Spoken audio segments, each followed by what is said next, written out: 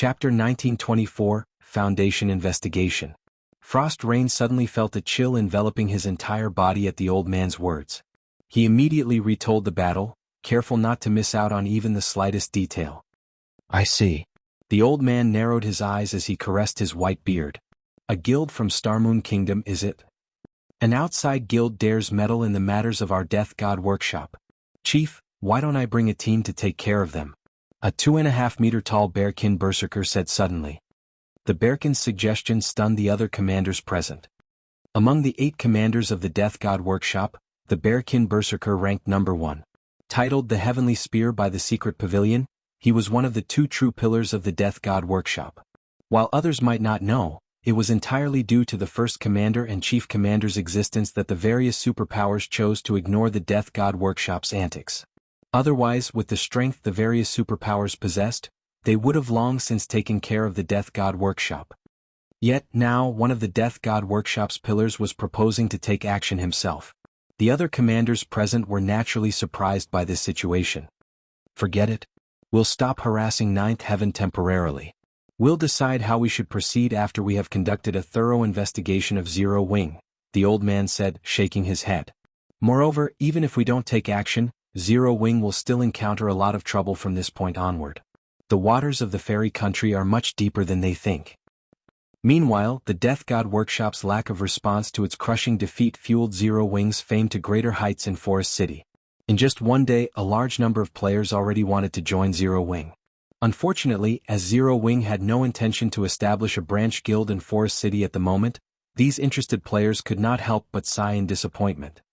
However, the businesses Zero Wing had set up in the 2 shops Melody had traded were booming with popularity. Many of the potions and engineering tools sold by the Candlelight trading firm were very much welcomed by Forest City's players. For example, the exotic stamina potion. As there weren't many towns and cities in the fairy country, there were very few teleportation points. Meanwhile, with the guilds occupying most of the nearby resource areas, independent players had no choice but to grind in distant maps. Due to these factors, independent players had to expend a lot of stamina just on travel, a situation that further increased the demand for the exotic stamina potion.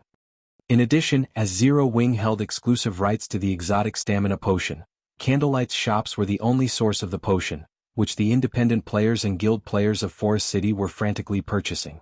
As for the selling price, it was much higher than that of the potions sold in Starmoon Kingdom.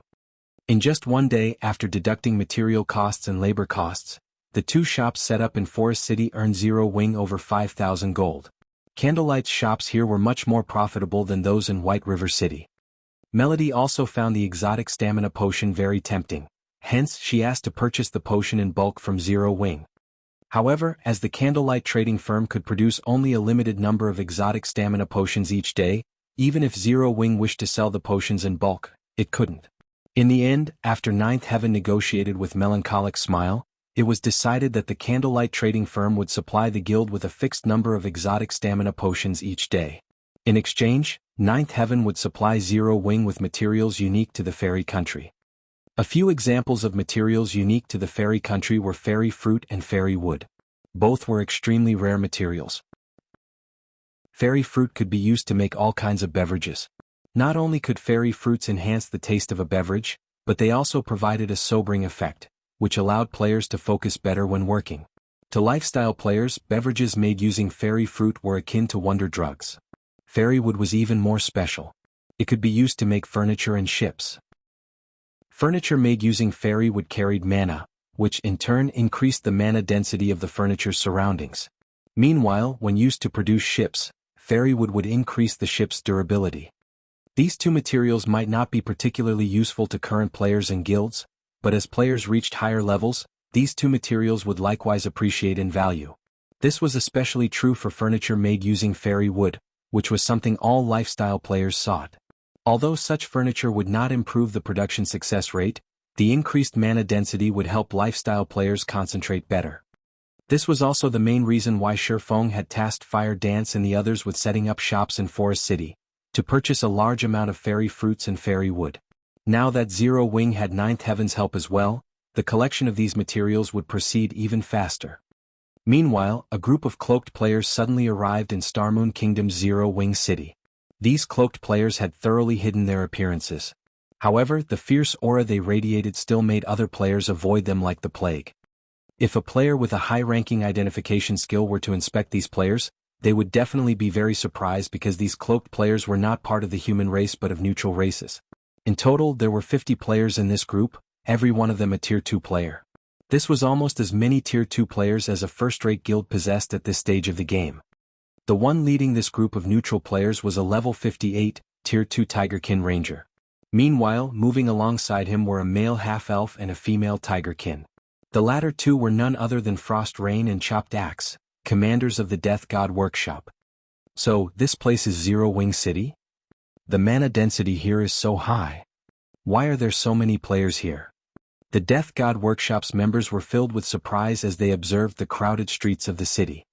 Although they had seen NPC cities with much higher player populations, this was their first time seeing a guild town or city with so many players. Moreover, a considerable portion of these players were experts. There were also plenty of Tier 2 players roaming about the city. The situation here was completely different from any guild town they had visited before. However, the most surprising aspect of Zero Wing City was still its mana density, which greatly surpassed even the fairy country's most mana-dense area. Alright, enough sightseeing. Our goal here isn't to tour Zero Wing City, the Tigerkin Ranger said in a cold voice. We only have one goal this time, and that is to get a clear idea of Zero Wing's strength. The Chief Commander has also stated that, if need be, we should exhibit a portion of our strength to let Zero Wing know that the Death God Workshop's reputation is not for show. Frost and Axe, that goes double for you too. If you don't perform well, you should know what kind of person the Chief Commander is. When Frost Rain and Chopped Axe heard the Ranger's words and thought about the Chief Commander's means of doing things, their bodies shuddered involuntarily. They couldn't offer any rebuttals to Light Cloud, the Tigerkin Ranger.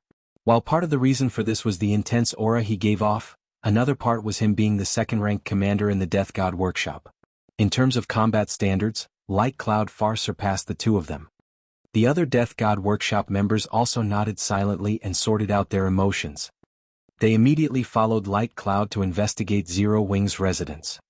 When the group arrived on the top floor of a high-class restaurant adjacent to Zero Wing's residence, Light Cloud used a high-ranking identification skill to observe the situation inside the residence. However, the moment Light Cloud did so, he fell into a daze. This was because 500 Tier 2 players stood in the residence's front courtyard at this moment. Meanwhile, even the weakest piece of equipment these players wore was level 50 fine gold rank, while the majority of these players sported level 50 dark gold equipment. Currently, these 500 Tier 2 players were standing at attention before a man. When Light Cloud tried identifying this man, he could not see any information about him aside from his name, Black Flame. Even so, he could distinctly feel an indescribable sense of danger from the man even from several hundred yards away. Cloud, what's the situation inside Zero Wing's residence? Frost Rain and Chopped Axe could not help but ask curiously after Light Cloud remained silent for a long time. Chapter 1925, Frightening Numbers. Despite hearing Frost Rain and Chopped Axe's question, Light Cloud remained completely silent as he stared at the rows of Tier 2 players inside Zero Wing's residence. How is this possible? Is Zero Wing really just equal to a first-rate guild? This thought echoed continuously in Light Cloud's mind. 500 Tier 2 players. To the current first-rate guilds, this number was beyond impossible to achieve. Even the Death God Workshop had only a little over 60 Tier 2 players right now.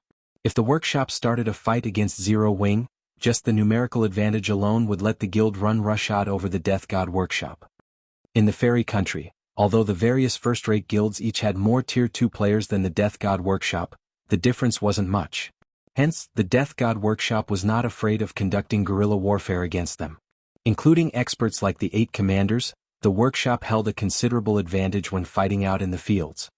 However, the methods the Death God Workshop employed against these first-rate guilds would be absolutely useless against Zero Wing. After all, the disparity in the number of Tier 2 players each organization possessed was nearly tenfold.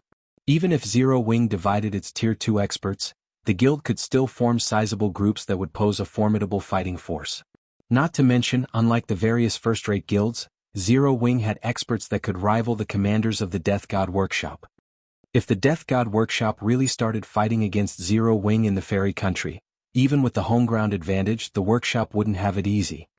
Frost Axe, you two stay here with me. Everyone else, return to base, Light Cloud commanded after giving the matter some more thought. Only the three of us are staying behind? Frost Rain was confused as he looked at Light Cloud. The chief commander specifically sent these people to help us. If all of them return, what can the three of us possibly achieve here? Aside from scouting out Zero Wing's strength, the chief commander had also implicitly suggested they make trouble for Zero Wing. Otherwise, he wouldn't have dispatched so many Tier 2 experts for a simple reconnaissance operation. The other Death God Workshop members agreed with Frost Rain's words. They all expressed their confusion over Light Cloud's decision, unable to understand why they had to return to base shortly after arriving in Zero Wing City. With their group of Tier 2 experts, they could cause even more destruction than a large guild's 1,000-man expert legion. Do you know how many Tier 2 experts are currently in Zero Wing's residence? Light Cloud asked as he shifted his gaze to Frost Rain. Tier 2 experts? Seeing as this is Zero Wing's main headquarters, there should be a couple of dozen, I guess? Frost Rain replied after giving the matter some thought.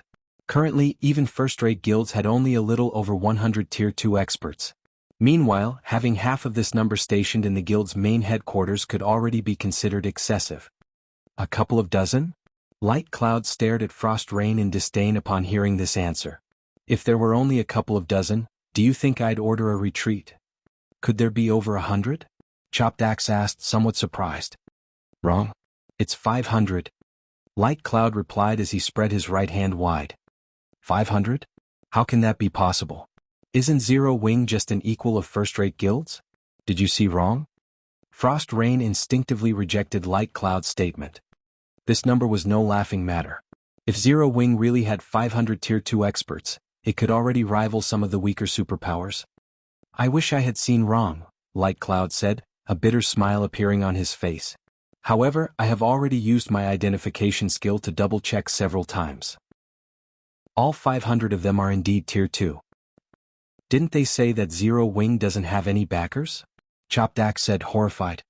If Zero Wing had 500 Tier 2 experts, then taking care of their team of 50 Tier 2 players would be child's play. Most likely, aside from the 3 commanders present, everyone else would die if they tried fighting against 500 Tier 2 experts. She found it truly hard to believe that Ninth Heaven, a second-rate guild that had no backers whatsoever, had managed to partner up with a titan like Zero Wing. With this, the Death God Workshop really had to consider carefully whether to continue targeting Ninth Heaven or not. We're changing plans. From now on, the 3 of us will continue scouting out Zero Wing. Try to avoid butting heads with Zero Wing as much as possible, Light Cloud said. I'll also personally report this matter to the Chief Commander, so everyone else should return to base now. Obedient to Light Cloud's instructions, the other Death God Workshop members scattered and returned to the fairy country. Meanwhile, inside a luxurious mansion in Forest City, Silent Autumn, the Death God Workshop's chief commander, who was currently holding a meeting with the workshop's various commanders, received a report from Light Cloud. 500 Tier 2 players? Silent Autumn, who was caressing his beard, froze when he read the contents of the report. Although he had long since expected Zero Wing to be extraordinary since the guild dared to intervene in the Death God Workshop's affairs, he had never thought that the guild would be extraordinary to such an extent. It seems we'll have to shelve our plans for the moment. Chief Commander, what about our partnership with those people? The several commanders seated before Silent Autumn asked worriedly. Those people won't stop their plans just because of us. If we miss out on this opportunity, there is always money to be made. However, oftentimes one wrong move could potentially end our lives. Silent Autumn replied, waving his hand. He still decided to play the spectator in this matter for the moment. Notify the ones below to maintain a low profile for now. We can also use this opportunity to determine whether Zero Wing has the ability to set foot into our territory. I believe it won't be long before we find out one way or another. There's no need for us to grow anxious. Meanwhile, inside Zero Wing's residence, Feng remained ignorant of the fact that his gathering 500 Tier 2 members to raid Kama Island had prompted the Death God Workshop to abandon the thought of taking revenge on Zero Wing and even some of its development plans. Guild leader, all manpower and resources are gathered. On Thunder Island's side, the Phoenix Pavilion has already made all the necessary arrangements. We can set off at any time, Aqua Rose reported as she approached Feng. Nodding, Feng said, all right. Have everyone teleport to Thunder Island now. traveling to Kama Island was not an easy task. The island's location in the Sea of Death's inner area meant players would come across many dangers on the way there. Even a small mistake could be fatal. Moreover, although Feng knew that Kama Island housed a manatite vein, he had very little understanding in regard to everything else. Hence, he needed Phoenix Rain's forces to guide him there. After all, Phoenix Rain had been operating in the Sea of Death all this time. Her familiarity with the Sea of Death was definitely superior to his. She would help him avoid many unnecessary dangers. Following which, Zero Wings members started teleporting to Thunder Island using a guild transfer scroll. Upon arriving in the city on Thunder Island, Zero Wings members could not help but gasp in shock. Their reaction was because the city on Thunder Island was like heaven on earth. Not only was the scenery here mesmerizing, but there was also a frightening number of players in the streets of the city. Even imperial capitals could not compete with this city in prosperity. Level 56 players and above could be seen roaming all around. Many players here had even reached level 58 already. Even Feng was somewhat surprised by this situation. He had never thought that Thunder Island had already developed to such an extent. Meanwhile, under Blue Phoenix's guidance, Zero Wings members soon arrived at Thunder Island's harbor. Currently, thousands of speedboats and warships could be seen docked there, the scene simply jaw-dropping. Just as Blue Phoenix was about to bring Zero Wings members to the speedboats she had prepared for the trip to the Sea of Death's inner area, a Dragon Phoenix Pavilion member suddenly ran over. Big Sis Blue, bad news? The Pavilion Master found the legacy left behind on Savage God Island, but information about it got out somehow, and her team ended up surrounded by Miracle's forces. Currently, Miracle has already blocked off the entire island. Although we immediately tried to deploy reinforcements, 9 Dragons Emperor's people are deliberately making trouble for us, preventing us from using the guild's warship to save the Pavilion Master. Damn it. 9 Dragons Emperor must have leaked the information to Miracle to spoil our plans. Upon hearing her subordinate's report, Blue Phoenix could not help but frown in anxiety. The terrain on Savage God Island was slightly unusual. Players could use neither return scrolls nor instantaneous movement scrolls on the island. Meanwhile, entry to the island was possible only by ship. If the entire island was blocked off, the only way out was by carving a path of blood. Meanwhile, the members Phoenix Rain had brought to Savage God Island this time were all experts of the Phoenix Pavilion. Their annihilation would deal a severe blow to the Phoenix Pavilion.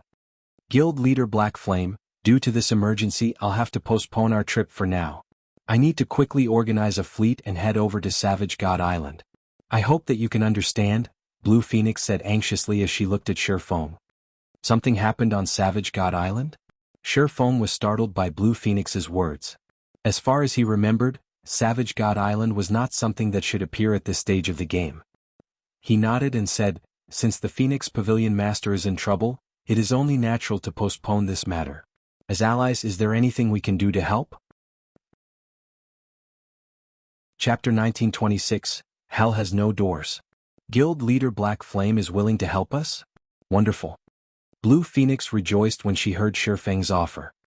Although Zero Wing had not focused on its development on Thunder Island and had only conducted some business there, the naval forces the guild possessed still should not be underestimated. The one-horned sailboat in particular, a bronze small sailboat that Zero Wing revealed during the struggle for Thunder Island, was something that the various superpowers still sought to obtain even now.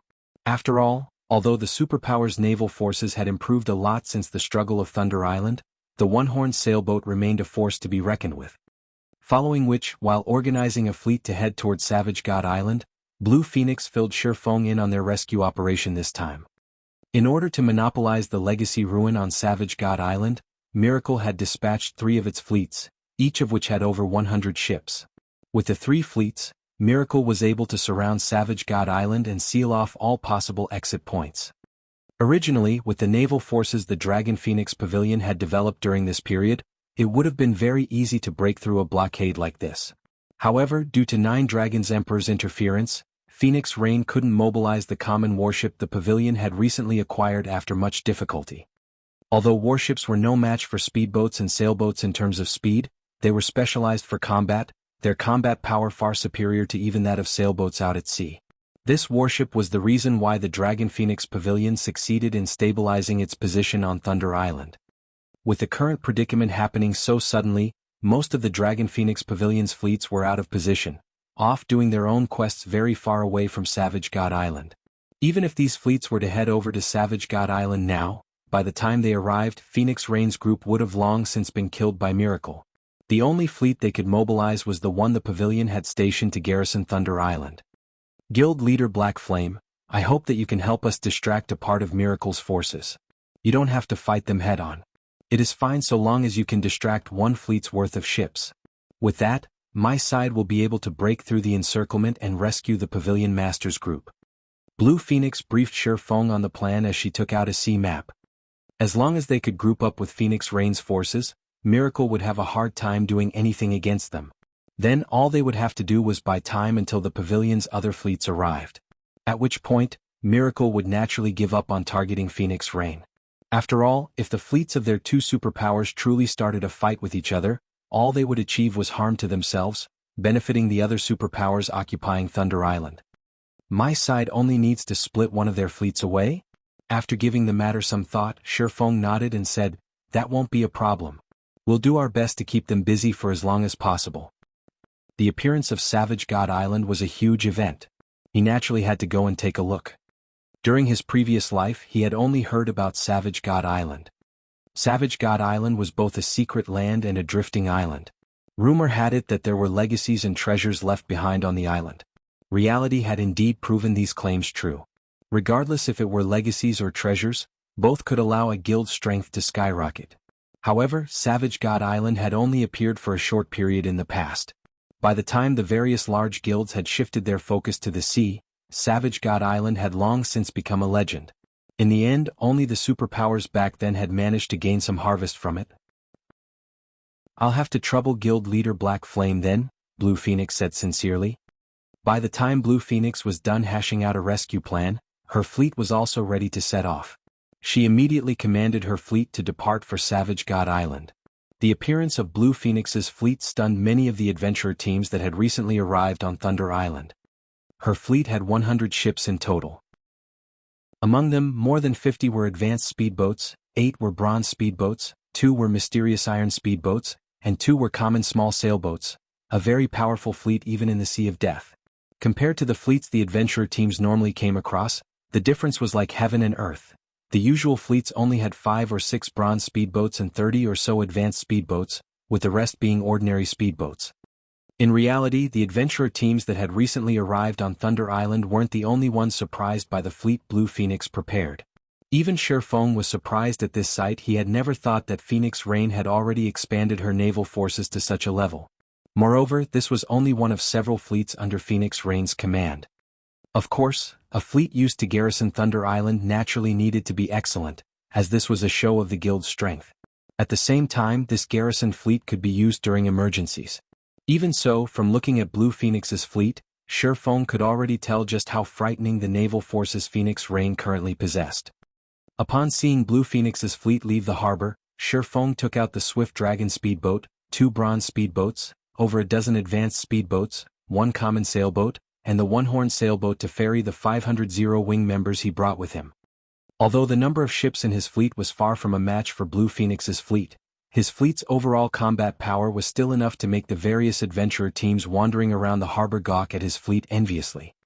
Zero-Wing's fleet is amazing. Big Sis Blue, this is wonderful. With our strength and Zero-Wings, we'll have no problem breaking through Miracle's encirclement. A level 57 Tier 2 female cleric on one of the Dragon Phoenix Pavilion's common sailboats exclaimed in surprise and joy when she saw Zero-Wing's fleet. This is only natural. Back during the struggle for Thunder Island, Zero-Wing's fleet was already something that the various superpowers envied. Although Zero-Wing is currently unable to focus on its naval development due to a bunch of matters, its naval strength is still not to be underestimated. Blue Phoenix nodded. This was also the reason why she was so happy that Feng was willing to help them out. After traveling for a little over 3 hours, Blue Phoenix and Feng's group finally saw an island enveloped by dark fog on the horizon. This island was none other than Savage God Island. Currently, the entirety of Savage God Island was surrounded by a large number of ships. However, after Blue Phoenix took a rough glance at these ships, her complexion darkened immediately. How is this possible? Her expression turned incomparably gloomy when she saw the ships anchored at Savage God Island. Miracle only dispatched 3 fleets? That was an outright lie. At this moment, there were more than 500 ships around Savage God Island. In other words, a total of 5 fleets were present. Moreover, just the small sailboats she could see from this distance numbered as many as 7, with mysterious, iron speedboats numbering more than 10. Even Miracle's Pride, the giant crocodile warship, was here. Meanwhile, after noticing the appearance of Blue Phoenix's and Feng's fleets, these ships quickly went into action and started forming an encirclement around the 2 fleets. Vice Guild Leader Miles, just like you guessed, the fleet the Dragon Phoenix Pavilion used to garrison Thunder Island has arrived. However, according to the report we received, it would seem that Zero Wing's fleet is also participating in the rescue operation this time. Zero Wing's fleet has 2 sailboats and several excellent speedboats. A Tier 2 Ranger, the captain of one of Miracle's small sailboats, reported as he looked at Feng's fleet. Should we alter our original plans? Zero Wing? Thousand Miles smiled when he heard this. This is interesting. Originally, I only planned on damaging and plundering Phoenix Rain's first fleet, but since Zero Wing has also joined the fray, we'll take Zero Wing's ships too. Notify the Water Ghost Legion to start the assault. He was very familiar with Zero Wing's one-horn sailboat. However, after the Thunder Island event, Zero Wing no longer operated in the Sea of Death. As a result, the one-horn sailboat also disappeared from everyone's eyes. Now that the one-horn sailboat reappeared, he could use this opportunity to take it for himself. Zero Wing's naval strength might have been frightening during the struggle on Thunder Island, but times had changed. The one-horn sailboat's combat power was no longer a threat to Miracle. Understood, the Ranger captain said excitedly, his eyes shining with greed as he looked at Blue Phoenix's and Feng's fleets. The operation this time was a huge jackpot. In anticipation of this moment, the Water Ghost Legion he led had been constantly honing itself in secret. Unlike legions that operated on land, the Water Ghost Legion specialized in naval combat. Every member of the Legion had acquired a sea-based legacy. Their combat power far surpassed normal players when at sea. Before them, a ship was no different from a stationary target, including the firepower of 5 fleets worth of ships. Annihilating an expert fleet was a piece of cake. Retreat. Everyone, leave this sea zone as quickly as possible. Blue Phoenix commanded hurriedly upon seeing Miracle's fleet mobilizing. The difference in strength between the 2 sides was clear for all to see. Fighting against a fleet of such a size and caliber was simply suicidal. The only thing they could do now was retreat. However, in terms of speed, Miracle's ships obviously had the upper hand. Very quickly, Miracle's ships completed their encirclement of Blue Phoenix's and Feng's fleets. Shortly after, a gigantic, dark gray warship stopped a short distance from the sailboat Blue Phoenix rode. The Level 58, Tier 2 Ranger standing on this warship's deck smiled as he looked at Blue Phoenix and said, "Blue Phoenix, long time no see. Although I lost to you in our previous battle, this time I'll have you hand over all your ships to me. Or do you want me to slaughter every one of your men before taking your ships? I'm fine either way." Blue Phoenix's expression turned even uglier when she saw this Level 58, Tier 2 Ranger. The man's name was Wild Aggression, and he was the commander of one of Miracle's trump card legions. Recently, Wild Aggression had obtained a sea-based advanced legacy. Now, his strength out at sea was far stronger than his strength on land. His appearance here also meant that their chances of defeating Miracle's forces this time had become even smaller. "Since you're not willing to make a decision, I'll choose for you." Sending a glance at the Water Ghost Legion members behind him, Wild Aggression pointed forward and said, "Go. Kill them all. But make sure not to damage my new ships. As for the items they drop, finders keepers." Chapter 1927, King of the Seas. Retreat. All ships maintain a distance from the enemy and break through the encirclement with everything you have. Absolutely do not let enemy ships close in on you.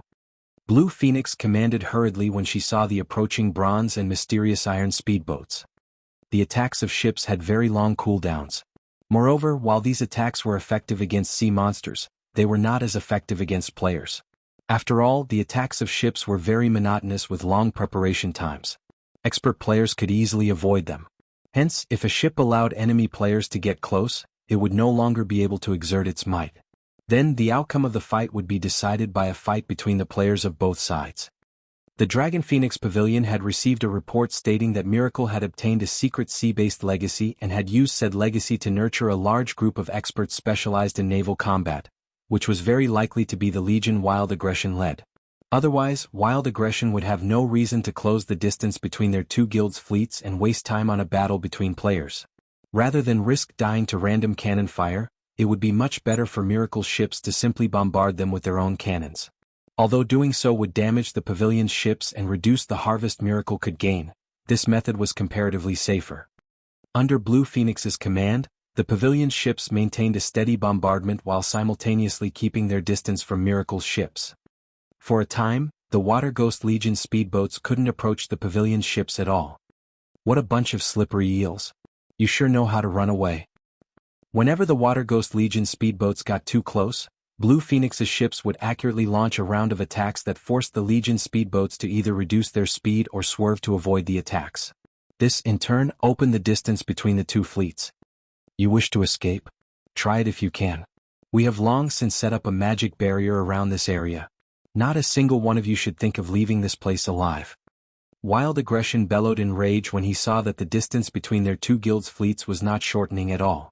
Activate the magic array. Following Wild Aggression's command, walls of ice suddenly started emerging from the ocean surface, blocking off the direction Blue Phoenix's and Feng's fleets were heading. The ice walls were over a dozen meters tall and several meters thick. Moreover, they kept expanding into the surroundings. It was simply impossible for the ships to break through this barrier. The glacier seal?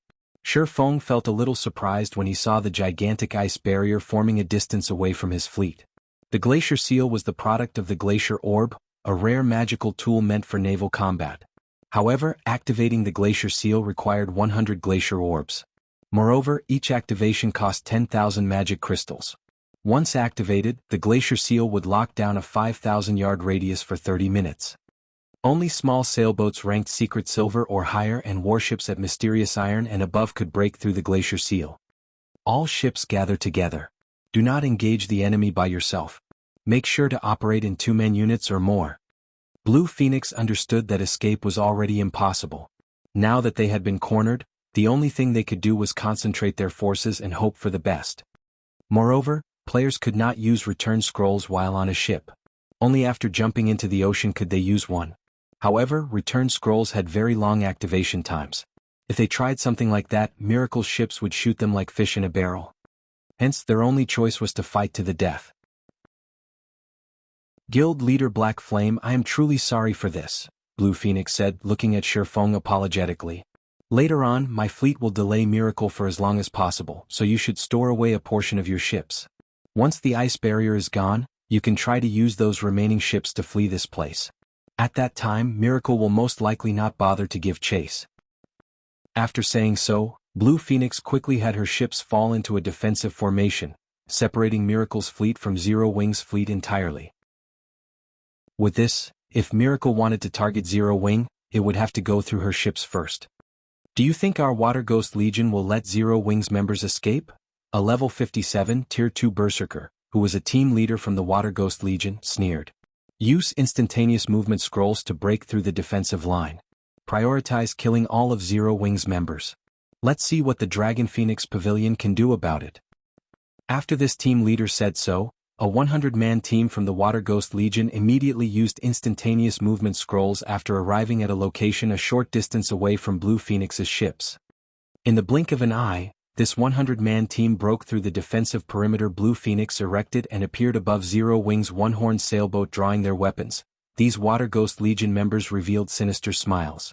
Meanwhile, the Berserker team leader unsheathed the blood-stained greatsword slung on his back.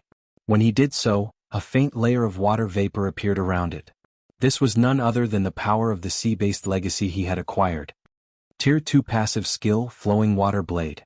So long as the owner of this skill was in a sea zone, the skill would increase their strength by 30%, attack speed by 40%, and attack range by 50%.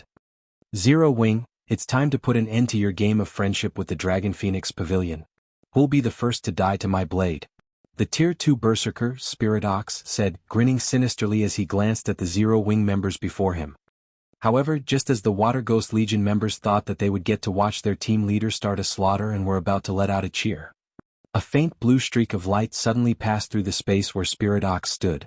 In the next moment, his tall and muscular body split in half, the top half sliding smoothly into the ocean below and disappearing with a splash of seawater. At this moment, It was as if the entire world had frozen over as silence filled the battlefield. The Water Ghost Legion members standing on the one-horn sailboat's deck couldn't utter a single word as they gaped at their team leader's bisected body, their eyes as wide as saucers. Even the level 50 fine gold chest armor their team leader was proud of had been cut through cleanly, the cut surface as smooth as a mirror. A short moment later, blood started spewing out from the lower half of Spirit Ox's body, dyeing the entire deck he stood on in crimson. "You people sure speak a lot of nonsense. Didn't you want to fight? Come at me together then." Aqua Rose, who was clad in dark blue robes and held an aqua blue crystalline staff, said with an indifferent expression. "Team leader Ox got instant killed? Is she a monster? I didn't even see her chant an incantation. How did she cast such a powerful spell? Everyone don't be afraid. That kind of spell must be a sure kill spell. She should not be able to use it again within a short while. Besides, even if she is a monster, we're out at sea right now. This is our playing field. If we work together, there is no way we'll lose to one person. Right? Even sea monsters are no match for us. Kill. Let Zero Wing know the might of the Water Ghost Legion." The Water Ghost Legion members present were all experts of miracle.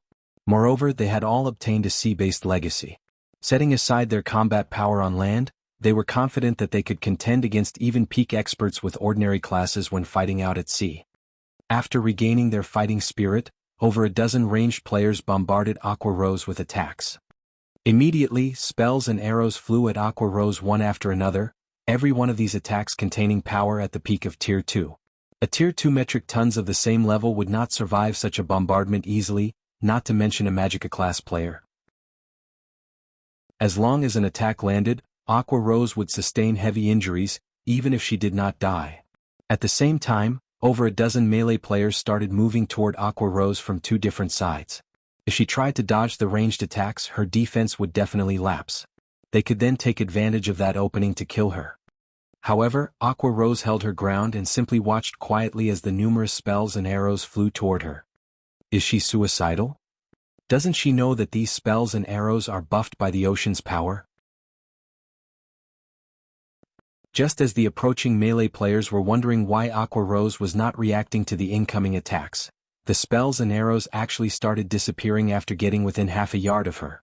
It looked as if something was devouring these attacks one after another. A magic barrier? Impossible. The power of those attacks is at the peak of Tier 2. Even if she used a Tier 2 magic barrier, there is no way she can stop all those attacks without suffering any damage. Just as the Water Ghost Legion members were wondering what was going on, Aqua Rose tapped the butt of her staff on the deck. The water barrier surrounding her promptly expanded, transforming instantly into a 10-meter-tall tsunami, which then devoured every Water Ghost Legion member standing on the one-horn sailboat. Even Tier 2 MTs were utterly powerless in the face of the tsunami. After getting devoured by the towering wave, everyone's HP fell to zero in no more than 2 seconds. In the blink of an eye, all 100 Water Ghost Legion members were killed, leaving behind a bunch of ownerless weapons and equipment on the deck. Chapter 1928, Tier 3 Combat Power. When the Water Ghost Legion members on the one-horn sailboat were annihilated, the other Water Ghost Legion members who were fighting Blue Phoenix's forces could not help but gasp. Isn't the opponent only a single person? How did they get killed so easily? She must have used a powerful spell.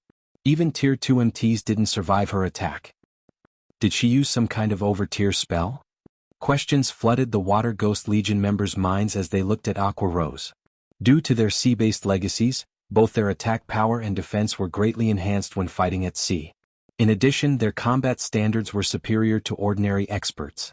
Overall, their Tier 2 members should be able to contend against peak experts. However, Aqua Rose had still killed the several Tier 2 members, who were part of the 100-man assault team, instantly. What are you all afraid of? The enemy is just one person. Since fighting her at close range is impossible, then switch to ranged attacks. She is bound to run out of mana and stamina sooner or later. Wild Aggression barked strictly, a slight frown forming on his face. While Aqua Rose's strength did indeed make it more difficult for them to wipe out Zero Wing's forces, they still had an absolute advantage in numbers. The outcome of this battle wouldn't change just because of one person. After Wild Aggression finished speaking, another 100-man team from the Water Ghost Legion teleported to the one-horned sailboat. Obedient to Wild Aggression's command, several dozen ranged players started attacking Aqua Rose from a distance. Although Aqua Rose's spells were powerful, she would have difficulty retaliating when targeted by so many attacks. Moreover, with such a great distance between them, dodging her single-target spells would be much easier. Suddenly, over 100 projectiles flew at Aqua Rose from multiple directions. At this time, however, Aqua Rose completed incanting a spell. Opening her eyes, she said, "Go!" Following which, a gigantic ball of water formed above her head, then shot out countless jets of water that struck down every projectile sent at her. Dozens of water jets also flew at the Water Ghost Legion members. The water jets were so fast that they even broke the sound barrier. In the blink of an eye, the jets arrived before the Water Ghost Legion members. Tier 2 Spell Rising Flow. Shio. Shio. Shio. Although the Water God Legion members tried to block or dodge the water jets as soon as they noticed the attacks, the water jets were simply too fast. In addition, the water jets were so powerful that they even pierced through the ice walls, which a few elementalists had managed to erect in time, and the players standing behind the ice walls. Players struck by the water jets died instantly. When the few surviving Water Ghost Legion members who managed to dodge the water jets in time saw their companions collapsing, fear surfaced in their eyes. However, while these Water Ghost Legion members were in a daze, Aqua Rose launched another wave of attacks at them. This time, though, she controlled the movements of the water jets, so they no longer attacked in a monotonous pattern.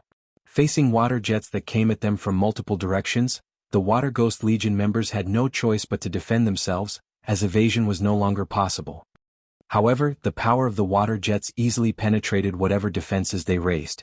In the blink of an eye, the second 100-man team the Water Ghost Legion sent to deal with Zero Wing was annihilated. How is that possible? The other Water Ghost Legion members who were watching the battle from afar grew fearful and anxious as they looked at Aqua Rose. In the short span of time since the battle began, 200 members of Miracle's prided Naval Legion had gotten killed already, which was simply a nightmare. Moreover, this nightmare still showed no signs of ending anytime soon, as Aqua Rose used an instantaneous movement scroll and teleported herself between the Water Ghost Legions and Blue Phoenix's clashing forces after killing the second 100-man team. She then promptly started casting a spell. Do you really think you're invincible in naval combat? Wild Aggression could no longer sit still after seeing Aqua Rose appear boldly before him. He swiftly retrieved the aqua blue longbow slung on his back and simultaneously fired several dozen icy blue arrows at her. Die. Every arrow carried power at the peak of Tier 2. Several dozen of them intertwined could heavily injure even a great lord of the same level. Moreover, the arrows also moved faster when intertwined. Like a lightning bolt, they crossed the distance of 80 yards or so almost instantly. When the other Water Ghost Legion members saw this move, they breathed out an involuntary sigh of relief. Their commander was finally taking action. This move was originally only a Tier 2 skill. However, when used at sea, its power would be enhanced significantly. Moreover, Wild Aggression had combined a combat technique with the skill, increasing the skill's power even further. Even Tier 2 MTs of the same level would be killed instantly if they tried stopping this attack head-on. However, just as the arrows were about to land on Aqua Rose, a 3-layered water barrier suddenly appeared before her like a blooming lotus flower. Boom. When the arrows struck the water barrier, they tore through the first layer easily. However, when they reached the second layer, they stopped cold. Along with the appearance of the water barrier, 12 angry water serpents had also surfaced from the ocean around Aqua Rose, each serpent over a dozen meters tall. Like rampaging sea monsters, they let loose a deafening roar. Immediately, the players near Aqua Rose felt an indescribable pressure weighing on their bodies, both their attributes and physique decreasing continuously. Who are you? Wild Aggression's eyes were wide with astonishment when he saw that Aqua Rose remained completely unharmed after receiving his attack. That was a skill enhanced by the power of the sea. How can a Tier 2 player like you possibly stop it? Enhanced by the sea? Indifferently, Aqua Rose said, "Do you think you're the only one who managed to obtain a sea-based legacy? So that's the case. It's no wonder you're so strong." Wild Aggression immediately came to a realization. Licking his lips in excitement and anticipation, he continued, "Originally, I thought that this would be a boring job. But since you are also an expert with a sea-based legacy, I will finally get a chance to stretch my body properly." After saying so, Wild Aggression activated a berserk skill, his aura skyrocketing in intensity. The increased mana flow around his body also roiled the ocean's surface. At this moment, the vibe the ranger gave off made it seem as if he was a primordial sea monster that had just awoken from its slumber, inspiring an indescribable sense of fear in others. The boss is finally getting serious. With this, both the Dragon Phoenix Pavilion and Zero Wing are dead for sure. The Water Ghost Legion members grew excited when they saw the change in Wild Aggression's aura. The Berserk skill Wild Aggression had just activated was a legacy Berserk skill. Although its duration was very short, when used at sea, the effects of the Berserk skill greatly surpassed those of ordinary Berserk skills. At this moment, the Ranger was not the slightest bit weaker than a Grand Lord of the same level in terms of basic attributes. Not good. Wild Aggression is getting serious. When Blue Phoenix saw Wild Aggression walking on the surface of the ocean, her complexion darkened significantly. Immediately she called Feng and said, "Guild Leader Black Flame, we need to go help her quickly." Out at sea, Wild Aggression is even scarier than some of Miracle's old monsters. She was well aware that Wild Aggression had obtained a sea-based advanced legacy. When he used his legacy Berserk skill out on the open ocean, he was truly invincible against players of the same level. "No need. Just leave it to Aqua," Feng replied, shaking his head as he looked at Blue Phoenix's anxious expression. Trying to help Aqua Rose out at sea was simply unnecessary. After all, in a maritime environment, Aqua Rose's combat power was superior to even his own. Moreover, he had given both the Void Robe and Void Gloves dropped by the Void Serpent to her. If it really came down to a battle out at sea against Aqua Rose, even he would have to flee. Right now her combat power was solidly at Tier 3. Including the effects of the Sea Dragon Staff, a growth-type staff exclusive for Aqua Rose's Sea God's Legacy, her combat power was already at the peak of Tier 3, even without activating a Berserk skill. Hence, for Tier 2 players, picking a fight with Aqua Rose right now was no different from suicide. While Feng was saying so, Wild Aggression made his move, firing an arrow straight into the sky. Following which, a twofold magic array appeared overhead and rained countless aqua blue arrows onto Aqua Rose. Tier 2 Taboo skill Heavenfall. As for Aqua Rose, she controlled the water serpents to greet these arrows. Boom. When the attacks of both sides clashed, the resulting shockwave formed a depression in the ocean's surface and shook the surrounding ships. Meanwhile, when the splashes dissipated, the gigantic water serpents still towered proudly above the ocean surface, their bodies entirely unscathed.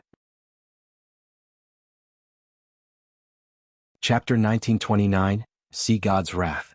She blocked it? Wild Aggression's eyes twitched when he saw the sea serpents unharmed.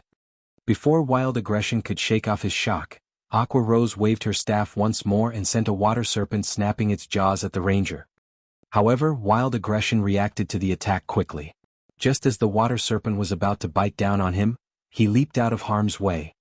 The water serpent's gigantic body made its single-target attack look like an AoE spell. When it crashed into the ocean's surface, the impact created a whirlpool 8 yards in radius and more than 10 meters deep. The power of the serpent's attack had the Miracle members present gulping involuntarily. If they were struck by that attack, they would undoubtedly die. Meanwhile, after Wild Aggression dodged the water serpent's attack, he started firing arrow after arrow at Aqua Rose from midair. While this water serpent of yours is good in a melee fight, but it is far from enough to deal with me. As a veteran expert, Wild Aggression quickly understood Aqua Rose's weaknesses after clashing with her for just a short time. While the water serpent was indeed strong, it was considerably slow. All he needed to do to win this fight was avoid the water serpent and focus on attacking Aqua Rose herself. Like shooting stars, the arrows Wild Aggression launched moved so quickly that others could see only streaks of light.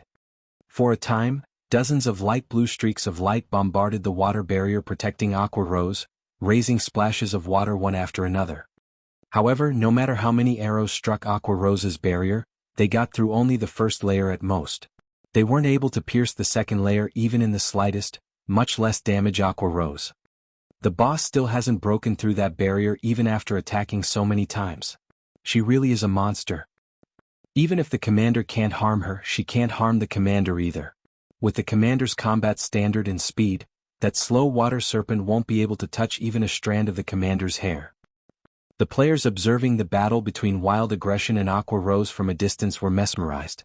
The battle between these two players did not look like a battle between players at all but more like a territorial struggle between two monsters of equal strength. No matter how many times these two monsters attacked each other, they failed to inflict any harm on one another. One is not enough? Raising her brow at wild aggression, Aqua Rose pointed her free hand at the ranger. Immediately, the remaining 11 water serpents all joined in on the attack. How can she control so many serpents? Wild Aggression's expression turned serious when he saw the approaching water serpents. Dealing with one water serpent was easy enough, as its attacks were somewhat monotonous. However, if all 12 water serpents were to attack simultaneously, the standard of the attack would undergo a qualitative transformation. Originally, Wild Aggression had thought that Aqua Rose could control only one water serpent properly. In that case, he could take advantage of the water serpent's slow attack speed to counterattack her.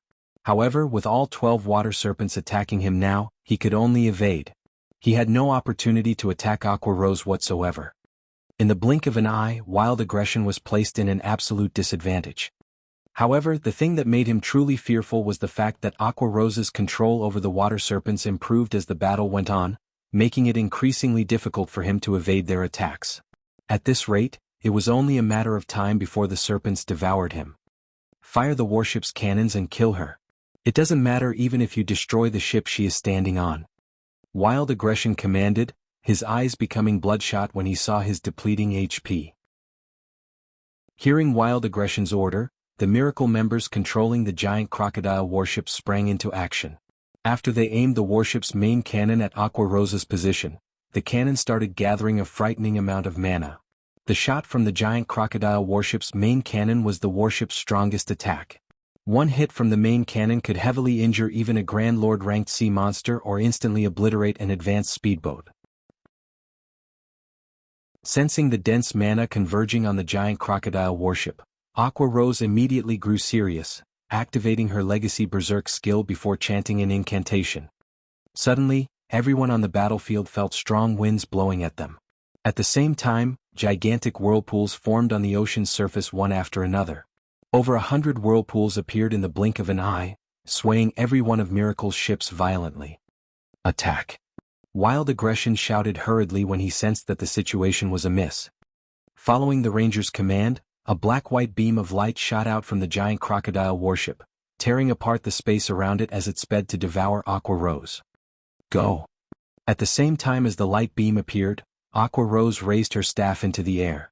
Immediately, the whirlpools erupted and transformed into gigantic waterspouts that moved to intercept the magic beam. Sea God's Wrath. This move was the strongest spell Aqua Rose currently possessed and was a curse that could be used only when she had her legacy berserk skill activated.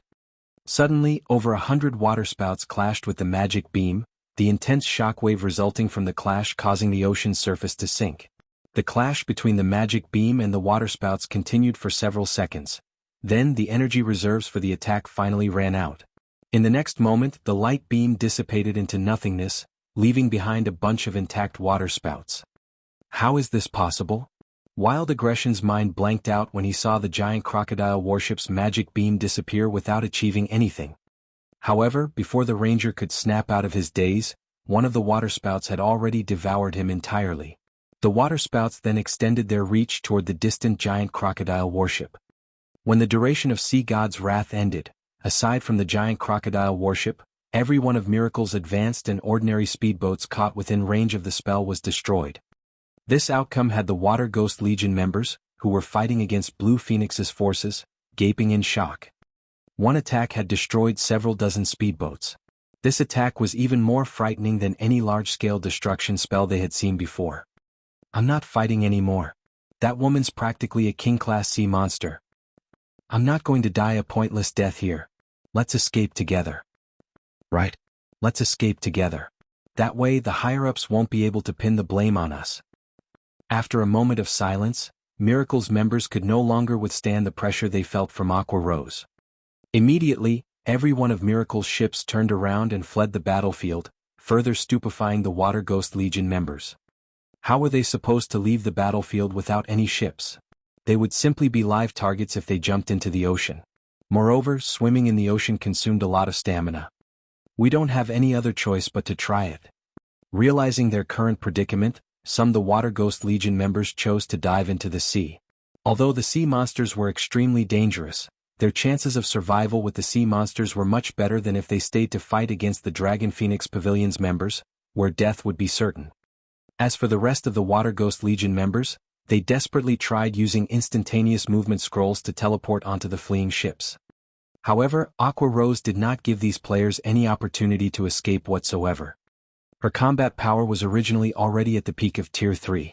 After activating her Berserk skill, she could easily slaughter the Tier 1 and Tier 2 Water Ghost Legion members, needing only one hit per person. After just a short moment, the corpses of nearly 300 Water Ghost Legion members could be seen floating on the ocean. Meanwhile, as Aqua Rose was conducting her massacre, the distant Miracle members vanished without a trace. Even the glacier seal placed on the battlefield had disappeared. The sudden reversal of the battle thoroughly dumbfounded Blue Phoenix's forces. This situation overturned the Dragon Phoenix Pavilion members' understanding of naval combat. They had never thought that one person's strength would be enough to change the outcome of a near-hopeless battle. Moreover, Aqua Rose had even defeated the Water Ghost Legion with relative ease. Only Feng found this situation normal. The first reason for this shocking outcome was the extreme weakness of the ships that players currently possessed. While these ships might be useful against low-tiered players, against players at Tier 3 and above, their effects would be negligible. The second reason was Aqua Rose having the Sea God's Legacy, one of the strongest sea-based legacies in the game. In the past, it was precisely because of this legacy that the Freedom Alliance had managed to become an overlord of the seas. Otherwise, with the Freedom Alliance's strength, it would have long since been devoured by the various superpowers. Following which, Feng started going through the spoils of war. In the meantime, everyone else rested and prepared to enter Savage God Island. Meanwhile, inside one of the dark canyons on Savage God Island, a 1,000-man legion from Miracle was currently searching for Phoenix Rain's group with everything they had. At this time, 1,000 Miles, the leader of the legion, suddenly received a message from one of the Water Ghost Legion members that had successfully fled the battlefield. "We lost." 1,000 Miles' complexion darkened when he read the message. He simply could not believe it.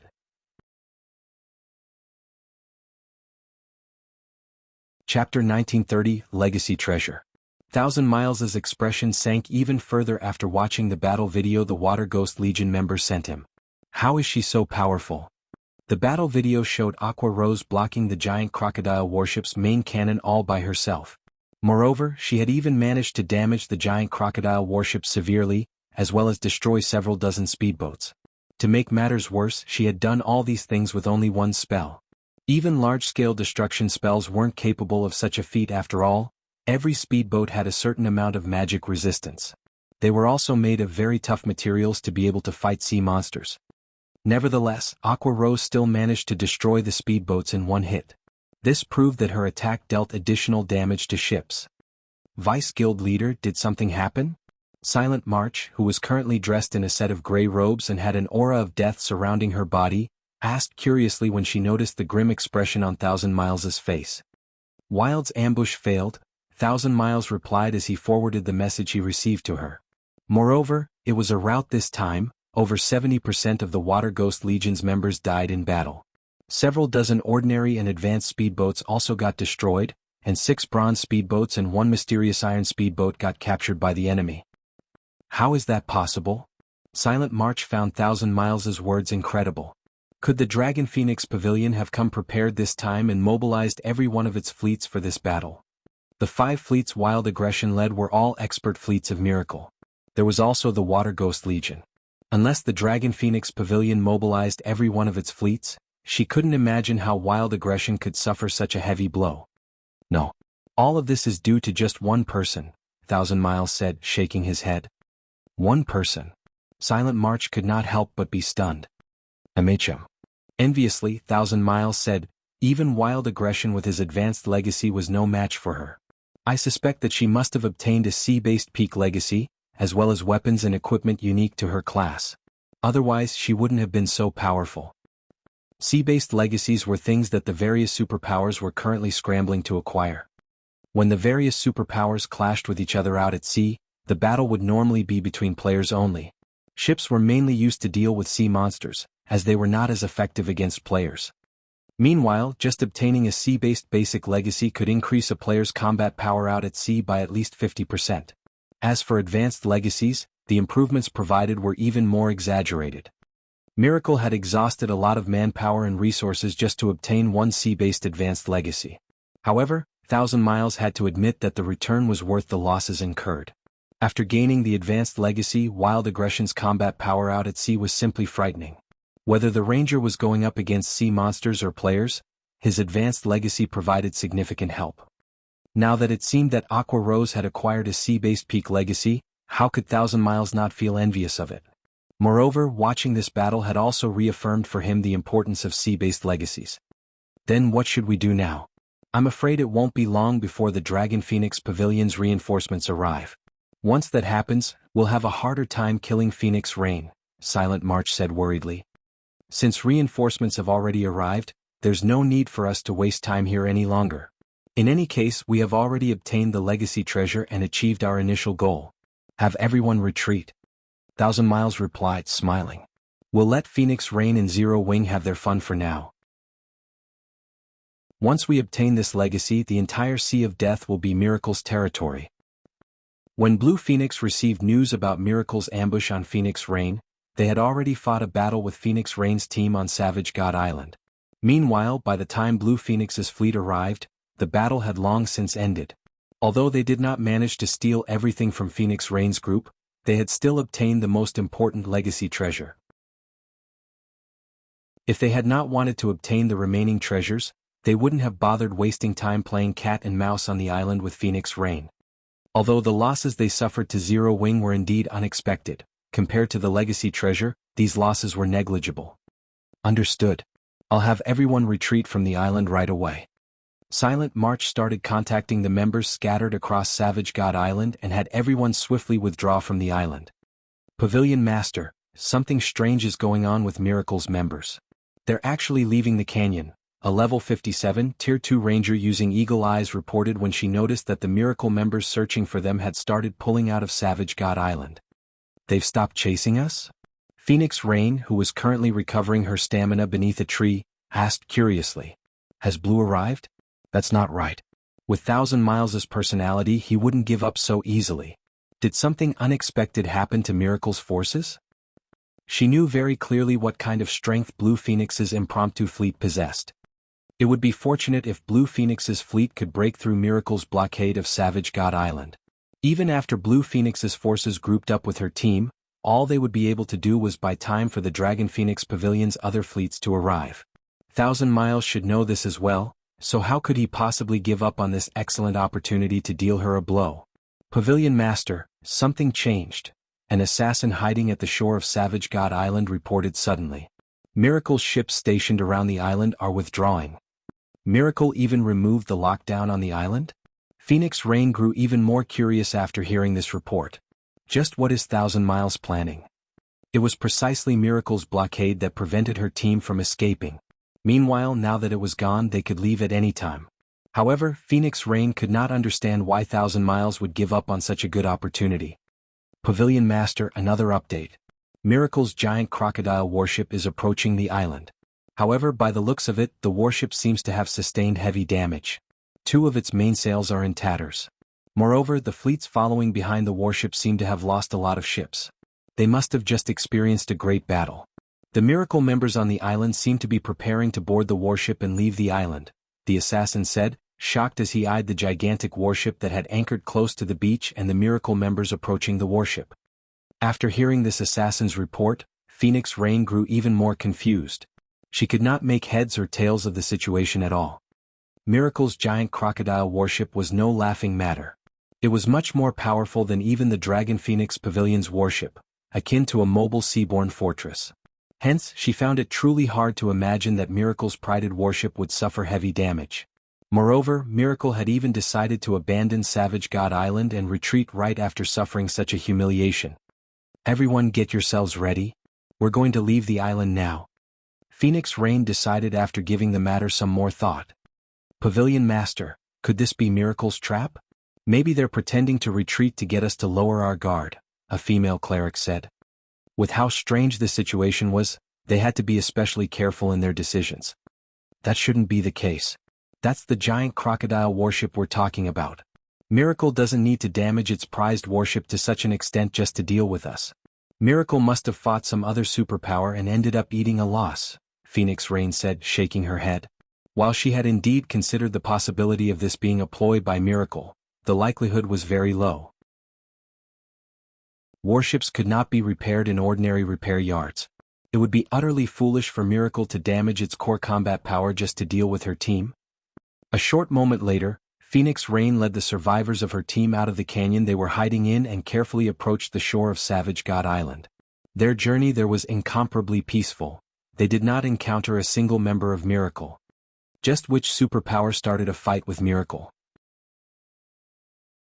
Phoenix Rain could not help but wonder as she thought back to the uneventful journey her team just made. As far as she knew, there were no naval superpowers capable of forcing Miracle to make such a decisive retreat. Pavilion Master, look. It's Blue Phoenix's fleet. A Tier 2 ranger said as she waved excitedly at the ships approaching the shore they stood on. When Phoenix Rain turned to the direction the female ranger indicated, confusion covered Phoenix Rain's face. It was indeed Blue Phoenix's fleet that arriving. However, Miracle's ships currently surrounded Blue Phoenix's fleet, yet for some reason, none of Miracle's ships dared approach Blue Phoenix's fleet. They only watched the fleet edge up to the shore from afar as if they were afraid of something.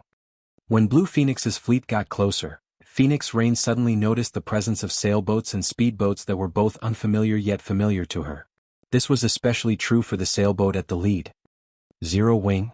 Phoenix Rain was filled with an indescribable sense of shock when she saw Feng and his guild members standing at the bow of the one-horned sailboat.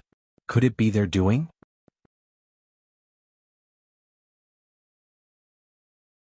Chapter 1931, Savage God's Treasure. Sea of Death, on the giant crocodile warship off Savage God Island. Vice Guild Leader, the results of our investigation are in. According to our spies, Black Flame is personally leading Zero Wing's team this time. As for why Zero Wing is here, we still aren't certain, Silent March reported as she pointed toward Zero Wing's members, who had just set foot ashore. Black Flame? Thousand Miles smiled upon hearing this. We're quite lucky this time. Since the guild leader of Zero Wing has personally come to a remote place like the Sea of Death, Zero Wing must be conducting a big operation. Although Zero Wing had ruined his plans, it would seem that he was soon going to earn back his losses. I'll have 5 assassin parties secretly tail them, Silent March said, a smile likewise appearing on her face. She then started arranging for the necessary manpower.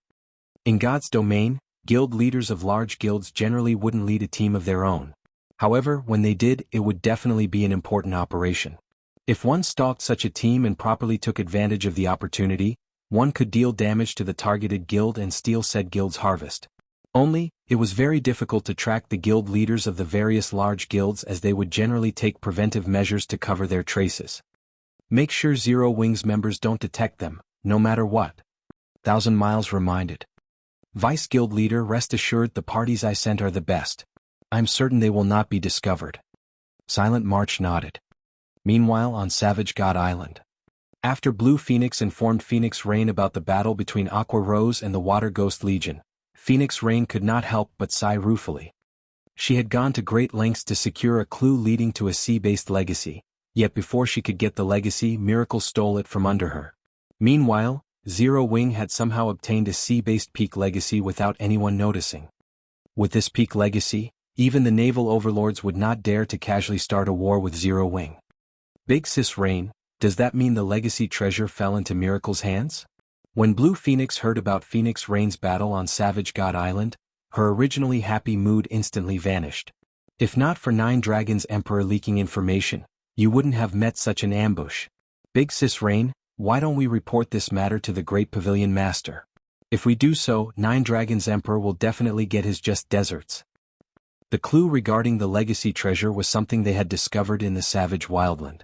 Now, however, their efforts had ended up profiting Miracle instead. It's useless. We don't have any evidence. The Great Pavilion Master won't believe a unilateral claim. Not to mention the competition is already at a crucial point. 9 Dragons Emperor might even be hoping I'll complain to the Great Pavilion Master, to use it to lower my standing, Phoenix Rain said, shaking her head. In the next moment, however, the corners of her lips curled up as she added, However, unfortunately for Nine Dragons Emperor, while it is indeed true that Thousand Miles has stolen the legacy treasure, our side obtained the Savage God's treasure. The Savage God's treasure? Feng, who stood before Phoenix Rain, muttered in surprise. He had never imagined that Savage God Island would really have both the Savage God's legacy and treasure. In the past he had only heard of these two things' existence, nothing more. When no additional information was revealed, many people took the news as fake. After all, both these two things were left behind by a god. How could there be absolutely no news about them after players acquired them? That's right. Phoenix Rain smiled. She then retrieved an ancient book from her bag and said, "This is the treasure left behind by the Savage God, a divine tome." The moment Phoenix Rain took out the divine tome, everyone present felt their perception vanish as the large book sucked the ambient mana completely dry. Impossible. A divine tome? Feng goggled at the book in Phoenix Rain's hands reflexively, an indescribable sense of shock flooding his heart. Current players would not have any accurate knowledge regarding divine tomes. However, Feng, who had played God's Domain for more than a decade, knew just how valuable a divine tome was. It was no exaggeration to say that it was worth more than a fragmented legendary item. Its value to lifestyle players could even rival a legendary item. This is a treasure that allows lifestyle players to enter the divine library and learn the recipes and designs left behind by ancient gods, Phoenix Rain said, chuckling. Although there are only 2 entry slots available, if used properly, generating a fortune is definitely possible. While the legacy treasure could grant players frightening combat power, the Savage God's treasure allowed players to gain frightening wealth. After all, those recipes and designs were left behind by ancient gods. The items that could be created using those recipes and designs were undoubtedly amazing. Earning a fortune with those items would be very easy. Meanwhile, money just so happened to be the thing she lacked the most right now. She had invested practically every coin she earned into developing her naval forces. However, despite doing so, her naval forces were still significantly weaker than Miracle's. If she wished to surpass Miracle, then she required more funds. Moreover, while Miracle had indeed stolen the legacy treasure from her, obtaining the legacy itself was impossible in the short term. The player Miracle selected for the legacy would need sufficient strength. Meanwhile, in order to guarantee success, Miracle would definitely have to make a lot of preparations. Guild leader Black Flame, it is all thanks to you that Blue and her forces were able to escape tragedy this time. At the same time, you also saved my life. I hope that you can accept one of these 2 slots, Phoenix Rain said sincerely as she looked at Feng. While having allies was a good thing, not all allies would be willing to lend a helping hand during critical moments. Most of them would take action only after weighing their potential gains and losses. The fact that Zero Wing stepped forward when she faced danger was invaluable. Phoenix Pavilion Master, you are making too much of it. I only helped out as an ally. However, I am indeed very interested in this Divine Tome entry slot. While I will be accepting your goodwill, I cannot just take it for free, Feng said. He immediately took out 6 bronze speedboats and traded them to Phoenix Rain. Each entry slot to the Divine Library was worth roughly 1 fragmented legendary item. Definitely far more than the help he provided this time. As for the bronze speedboats, these things currently weren't of much use to Zero Wing, as the guild was not particularly active in the Sea of Death right now. However, they were worth a lot to Phoenix Rain, who operated mainly in the Sea of Death. With a look at the trade window, Phoenix Rain understood that, like herself, Feng did not like owing favors. Hence, she simply nodded and accepted the 6 bronze speedboats. Using the Divine Tome, Phoenix Rain left a mark on Feng's palm. With this, he could either use the mark himself or transfer it to someone else. However, it could be used only once. Once the transaction was completed, Phoenix Rain decided against lingering on Savage God Island, as she still had a lot of work awaiting her. After instructing Blue Phoenix's group to continue guiding Feng to Kama Island, Phoenix Rain herself returned to Thunder Island. Feng headed deeper into the Sea of Death on the one-horned sailboat. While resting inside a cabin in the sailboat, Feng fell into deep thought as he looked at the mark on his palm. In the end, he decided to be the one to use this mark. Although there were other lifestyle masters in the Candlelight trading firm, acquiring a recipe or design from the Divine Library required one to possess sufficient combat power as well. Otherwise, one would not gain anything. Meanwhile, if he waited until Melancholic Smile or Cream Cocoa became combat experts, it would be months or years before he could reap the benefits of the divine library. Following which, Feng activated the mark on his palm. Suddenly, the mana inside the cabin stirred. Shortly after, a spatial tear appeared behind Feng and sucked him into it. In the blink of an eye, he disappeared from the room, leaving behind only a silver magic array on the floor where he had been standing.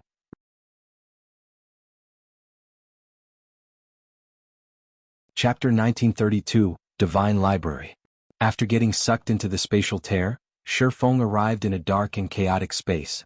Standing at the center of this space was a majestic shrine that gave off such pressure that even the chaotic airflow actively avoided it.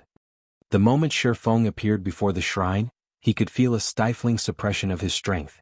The frightening divine might the shrine exuded also made his movements extremely sluggish. This pressure really is amazing. It's no wonder they said that players couldn't enter the divine library without having a certain degree of strength. Feng felt a little surprised as he moved his body tentatively. Right now, his body's physique and basic attributes weren't even at the standard of a Tier 1 player. His perception of his surroundings had also become non-existent. If he were to fight in such a state, he might have difficulty going up against a chieftain of the same level. If any other Tier 2 player were in his position right now, one could easily imagine how much weaker they would become, not to mention lifestyle players. After familiarizing himself with the environment, Feng approached the shrine, which was over 1 kilometer tall. Countless divine runes and magic arrays were engraved into the shrine's exterior, radiating a golden glow that gave the shrine a sacred ambience. Meanwhile, standing before the main entrance was a stalwart statue wearing leather armor and a helmet made out of dragon bones, the helmet exposing only a set of eyes. The statue also held an axe in each hand. The pressure the statue gave off was so powerful that Feng had extreme difficulty approaching it. When he got within 100 yards of the statue, his body refused to move even a step closer. What kind of statue is this? It's clearly an inanimate object, yet it still has such a powerful pressure. Most likely, even Tier 4 players can't walk up to its feet looking at this 10-meter-tall statue. Feng could feel that the pressure it gave off would increase exponentially the closer one got to it. After bypassing the statue, Feng quickly arrived at the shrine's main entrance. The entrance was so massive that even monsters over 10 meters tall could walk through it easily. As Feng approached the golden set of doors, the doors slowly parted, a blinding glow escaping through the gap between the doors. By the time the golden doors were fully opened and the intense light had dissipated, a sea of books appeared before Feng. Rows of bookshelves filled the hall before him with patrol squads of stone guards wandering all around the chamber. Similar to Feng, these stone guards were all level 69. As for their ranks, there were elites, special elites and chieftains. Although the HPs of these stone guards were not as high as that of ordinary monsters of the same rank and level, the elites still had over 1 million HP, while the chieftain rank squad captains had 5 million HP. If Feng were to come across these monsters in the outside world, he wouldn't even have paid attention to them. However, in his current state, he had no choice but to take the many stone guards in the hall seriously. The chieftain-ranked stone guards were especially dangerous to him. While Feng was carefully observing the movements and habits of the stone guards, an armored, middle-aged man, whose body was translucent like a ghost, suddenly appeared at the center of the hall. Even when Feng tried using omniscient eyes on him, aside from finding out that the man was named Bernard, he did not get any other information. Adventurer of the human race, I am Bernard, the manager of the Divine Library. Since you have gained an entry slot from a divine tome, you may pick out one book from the Divine Library. However, the books here are not easy to acquire. They will not be given to people who lack ability, Bernard said after appearing before Feng. Like an emotionless machine, Bernard continued indifferently, there are a total of 5 floors in the Divine Library, and the higher you go, the fewer the books available. In return, however, their value will also increase. Even ancient gods would covet the books found on the top floor. There are a large number of guards on every floor. Your task will be to obtain the book you want from these guards. Once you get a book, I will send you back immediately. If you are killed by the guards, you will similarly be sent away. If you wish to reap a harvest in the Divine Library, you must not be greedy. Tread within the limit of your abilities. After saying so, Bernard vanished. Sure enough, this place is the same as the rumors made it out to be. Feng possessed a certain degree of understanding of the Divine Library due to its great fame in God's domain. Countless superpowers had fought desperately to acquire a divine tome in the past. Stored inside the Divine Library were various recipes and designs for lifestyle classes. There were even designs for powerful war weapons, defensive constructions and magic arrays. Just like Bernard had said, even after reaching Tier 6, players would still lust for the Divine Library's contents. In the past, the most famous story involving the Divine Library had a Tier 6 God-ranked player obtaining a design for a war fortress from the Divine Library's 4th floor. The war fortress built using this design could resist even Tier 6 gods. Its deterrent force easily surpassed that of a Tier 6 player. The guild that acquired this war fortress also gained great assistance from it. God's domain had many forbidden lands that were so inhospitable that guild towns couldn't be set up within them no matter what. However, the war fortress could. Due to this reason, countless superpowers had tried desperately to obtain a divine tome so that they could acquire an amazing war fortress design themselves. With such a war fortress, they too could develop in the various forbidden regions and reap the bountiful resources and treasures there. Of course, while Feng also wished to obtain a war fortress design right now with his current strength, reaching the 4th floor was utterly impossible. The difficulty of each floor in the Divine Library increased exponentially. A Tier 2 player would be fortunate to obtain a book from the 1st floor. Even the best among Tier 2 players would get only as far as the 2nd floor. However, although the books on the 1st and 2nd floor were not as valuable as a war fortress design, they were already precious. Let's try out these guards, Feng thought as he looked at the patrolling guards. He then used Phantom Kill and had his doppelganger test the waters. He had not been given a time limit for picking a book. Although his doppelganger was not as strong as his main body, even if it died, he wouldn't lose anything.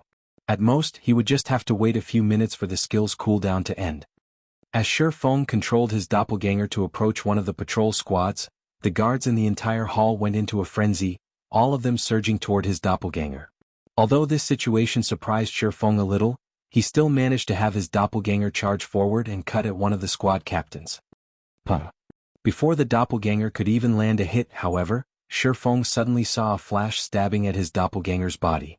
The doppelganger went flying, its HP decreasing by 1/9. So strong. Feng could not help his surprise as he looked at the squad captain. Not only did the squad captain's attack contain great strength, but the way it moved its spear was absolutely flawless, without any excess action whatsoever. The squad captain's combat standard was already very close to rivaling refinement realm experts. All the captain lacked was a little bit of intellect. Before Feng's doppelganger could stand up, several squad captains nearby had already arrived before it, their spears stabbing the doppelganger one time after another.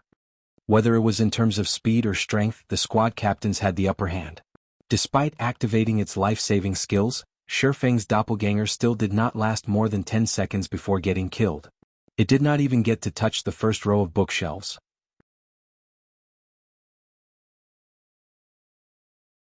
Chapter 1933, Book Acquired. The 1st floor's difficulty is already so high? Astonishment flashed across Feng's eyes as he watched his doppelganger's body dissipate into nothingness.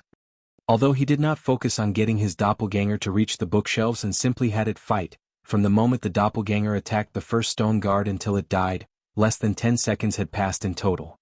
If an ordinary Tier 2 expert had attempted the same thing, they most likely would have died an even more miserable death. At this moment, Feng felt very fortunate that he had not sent one of the other lifestyle masters of the candlelight trading firm to the Divine Library.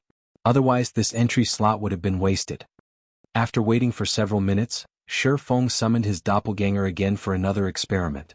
This time, instead of fighting the stone guards, Feng had his doppelganger focus on moving as far as possible into the hall.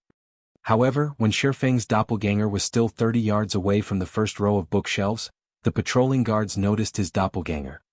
By the time the doppelganger was 20 yards away from the bookshelves, more than 30 stone guards had already surrounded it, blocking off its path forward completely.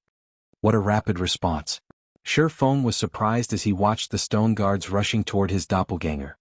However, while the movement speed of the stone guards was indeed very fast, the doppelganger was not slow either. Immediately, Feng had his doppelganger use Wind Blade, its movement speed skyrocketing.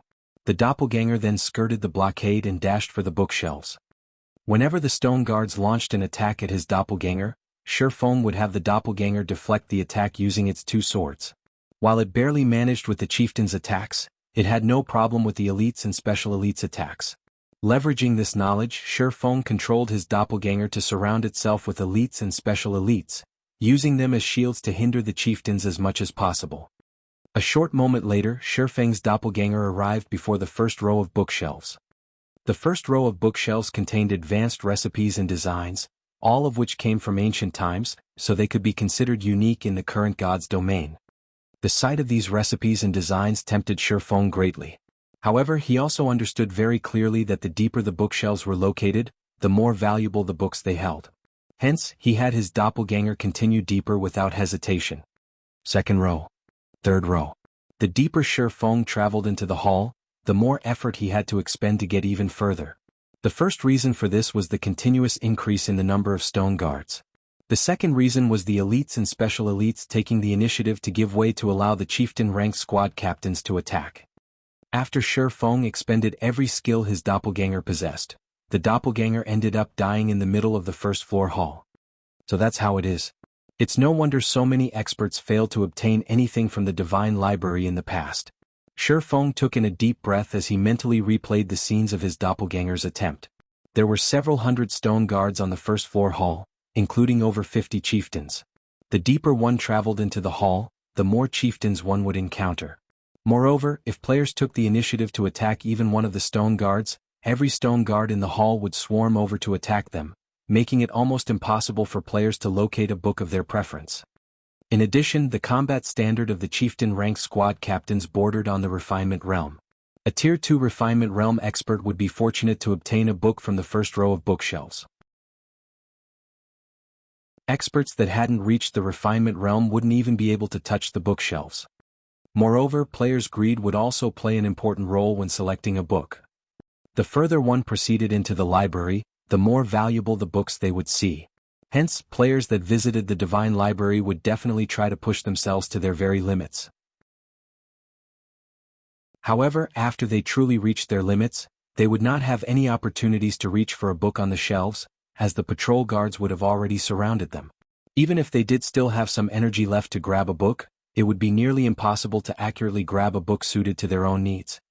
Now that I've already grasped the basic movement patterns of the guards, it's about time I made a move myself.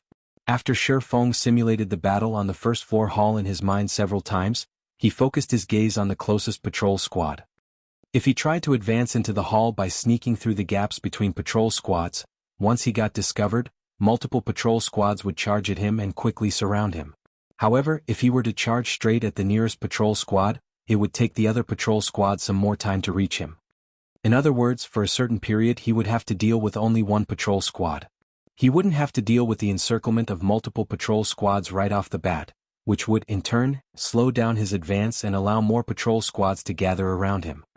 After Feng was done planning, he immediately charged at the nearest patrol squad. Intruder die.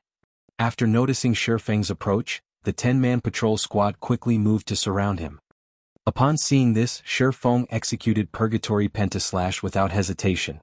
In terms of basic attributes, he was significantly superior to his doppelganger. Moreover, unlike his doppelganger, he had the assistance of the 7 Luminaries' Ring's aura of wind to increase his movement speed by a significant margin.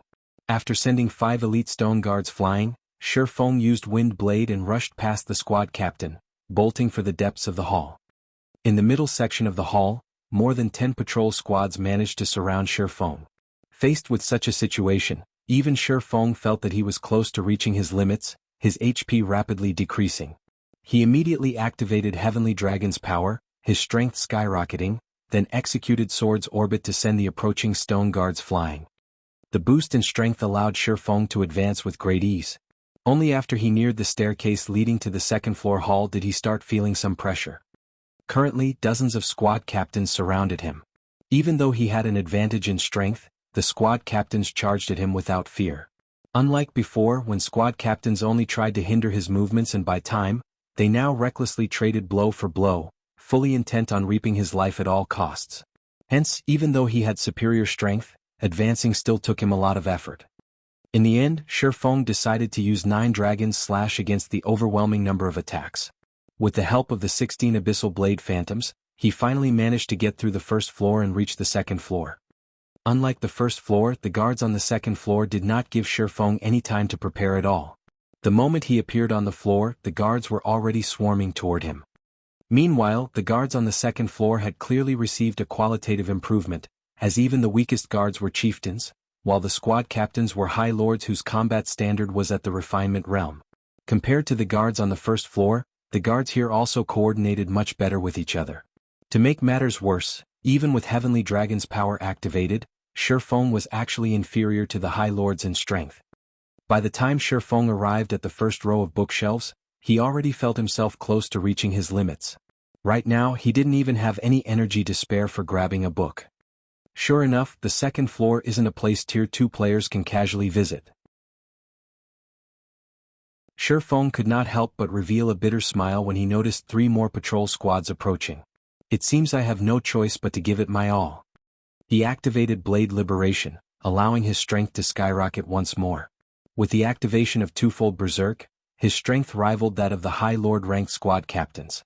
Following which, he stabbed the Abyssal Blade into the ground. Shadows then spread out from the magic weapon. Abyssal Curse. All the guards within a 50-yard radius were instantly immobilized. Next, Feng activated Phantom Kill and had his doppelganger transform into a black dragon. He then split up with his doppelganger and took independent action. After Feng left, the pressure on him decreased visibly. Even after he reached the second floor's middle section, only 6 patrol squads were chasing him. In comparison, the black dragon had attracted the attention of over a dozen patrol squads. Lightning Slash. Shadow Blade. Although he had repelled a few squad captains with his skills, even more squad captains quickly took their place, the High Lords launching attacks at his defensive blind spots. Even though Feng perceived the attacks ahead of time, there were simply too many of them. There was a limit to the number of attacks he could deflect. As a result, he steadily incurred damage time after time. When he activated Void Shield, the shield's energy depleted rapidly. 80%, 50%, 20%. Just when his Void Shield was about to shatter, Feng gritted his teeth and activated Divine Steps. Immediately, he and his 10 new doppelgangers scattered, dashing in different directions, forcing the patrol squads to split up. By constantly switching positions with his doppelgangers, he managed to advance a considerable distance into the hall. Is this my limit? When Feng saw the 20-plus patrol squads charging at him from the hall's rear section, he understood that entering the rear section would be impossible. Moreover, his twofold berserk was about to lapse. Risking getting hit, he dashed for a dark gray bookshelf nearby. Just as he was about to look at the books there, however, an angry bellow entered his ears. Intruder, die. When the squad captains saw Feng approaching a bookshelf, they went berserk. Suddenly, over a dozen squad captains raised their spears and hurled their weapons at him. Shoo, shoo, shoo. The spears created sonic booms as they flew at Feng. It was evident that the power contained within those spears was already at the Tier 3 standard. Seeing this scene, Feng no longer dared to inspect the books. Sensing the lethality of those spears, he grabbed one of the 3 books displayed on the bookshelf. The moment Feng took the book off the bookshelf, he disappeared from the hall. As for the dozen or so spears, they harmlessly passed through his former location and crashed into the magic barrier protecting the dark gray bookshelf, the magic barrier trembling slightly from the spear's might.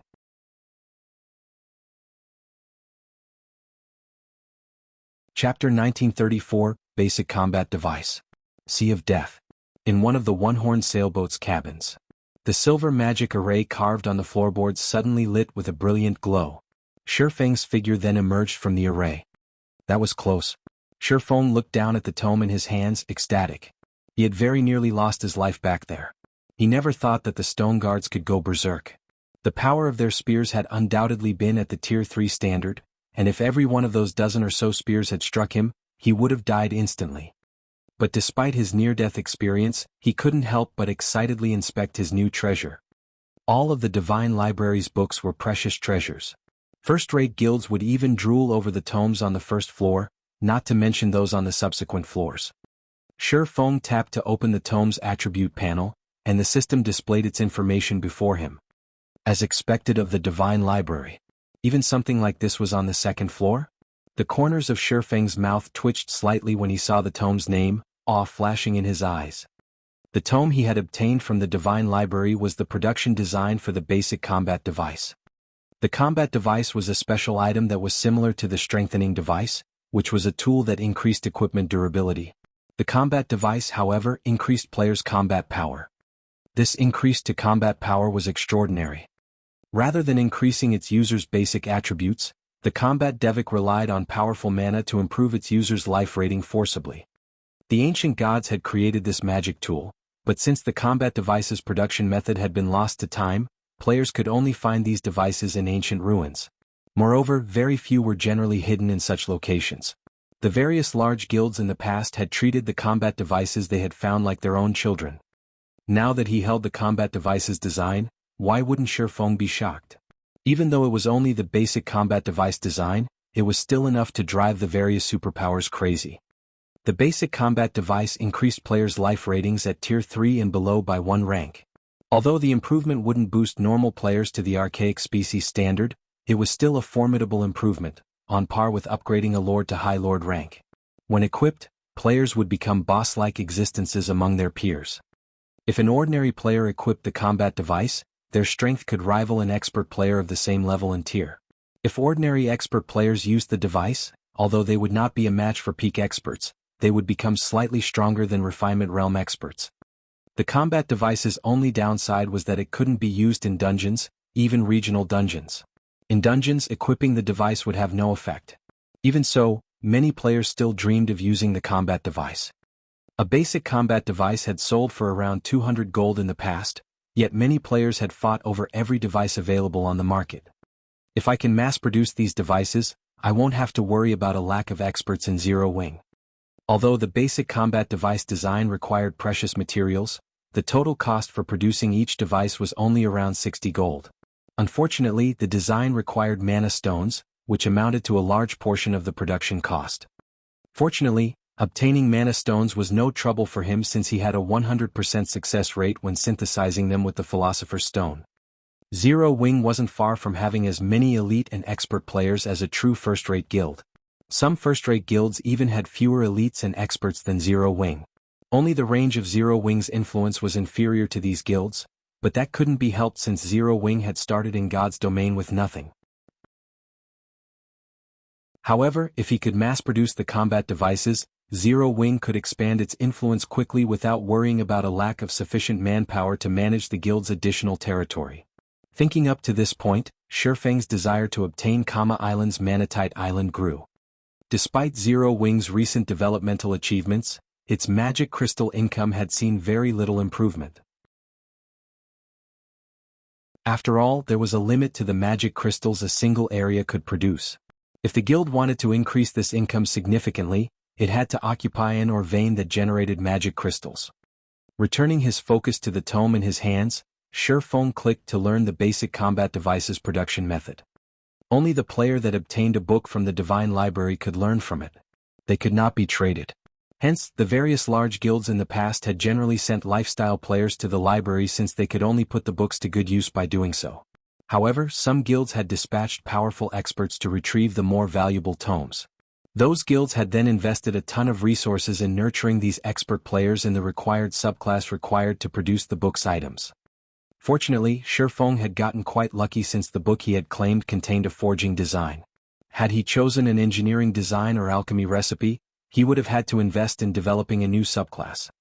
After learning the production method, Feng began to practice the required magic arrays for the combat device while he waited for the one-horned sailboat to reach Kama Island. Time passed quickly. Under Blue Phoenix's lead, Zero Wing's fleet avoided many unnecessary fights with sea monsters. Finally, after more than 10 hours, the fleet arrived before an island enveloped in death energy. Kama Island's twin peaks were intertwined, and from afar, the island resembled some kind of massive, howling beast. From time to time, deafening roars rose from the island, echoing in the nearby players' minds. Even from afar, plenty of sea monsters were visible as they explored the island's surroundings. All of these sea monsters were level 60 or higher. Just docking on the island would be challenging. Guild leader Black Flame, we've reached Kama Island. I still have some matters to attend to, so I'll take my leave, Blue Phoenix said. She couldn't help her confusion. Her gaze wandered to the island. She didn't understand why Feng wanted to visit an island doused in death energy and void of mana, but it wasn't her place to question him. God's domain had many secrets after all, and for all she knew, Feng might have come here for some high-ranked quest. "Thank you," Feng said sincerely. If not for Blue Phoenix's familiarity with the Sea of Death's inner area, Zero Wing's fleet would have seen a lot of trouble on the way to Kama Island. The one-horned sailboat had sustained considerable damage on the way here, even despite avoiding many battles. Without Blue Phoenix's guidance, Zero Wing's fleet might have been annihilated for carelessly entering a danger zone.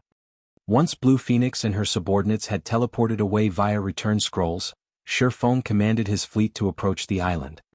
Although many sea monsters surrounded Kama Island, Aqua Rose and the fleet's other players who wielded sea-based legacies easily removed the creatures from their path. In less than an hour, Zero Wing's ships docked on Kama Island's shore. After seeing to the necessary preparations, an inexplicable fluctuation in space slammed into Feng as he set foot on the island. It had felt as if a sonic boom had radiated throughout the world. Just as suddenly, the sound of a system notification reached Feng's ears.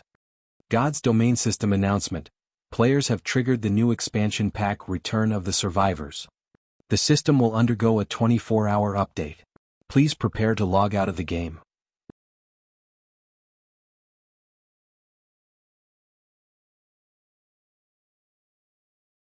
Chapter 1935, God's Domain Shaken.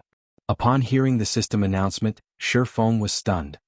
Why has this happened so soon? Feng's expression darkened slightly as he read the system announcement.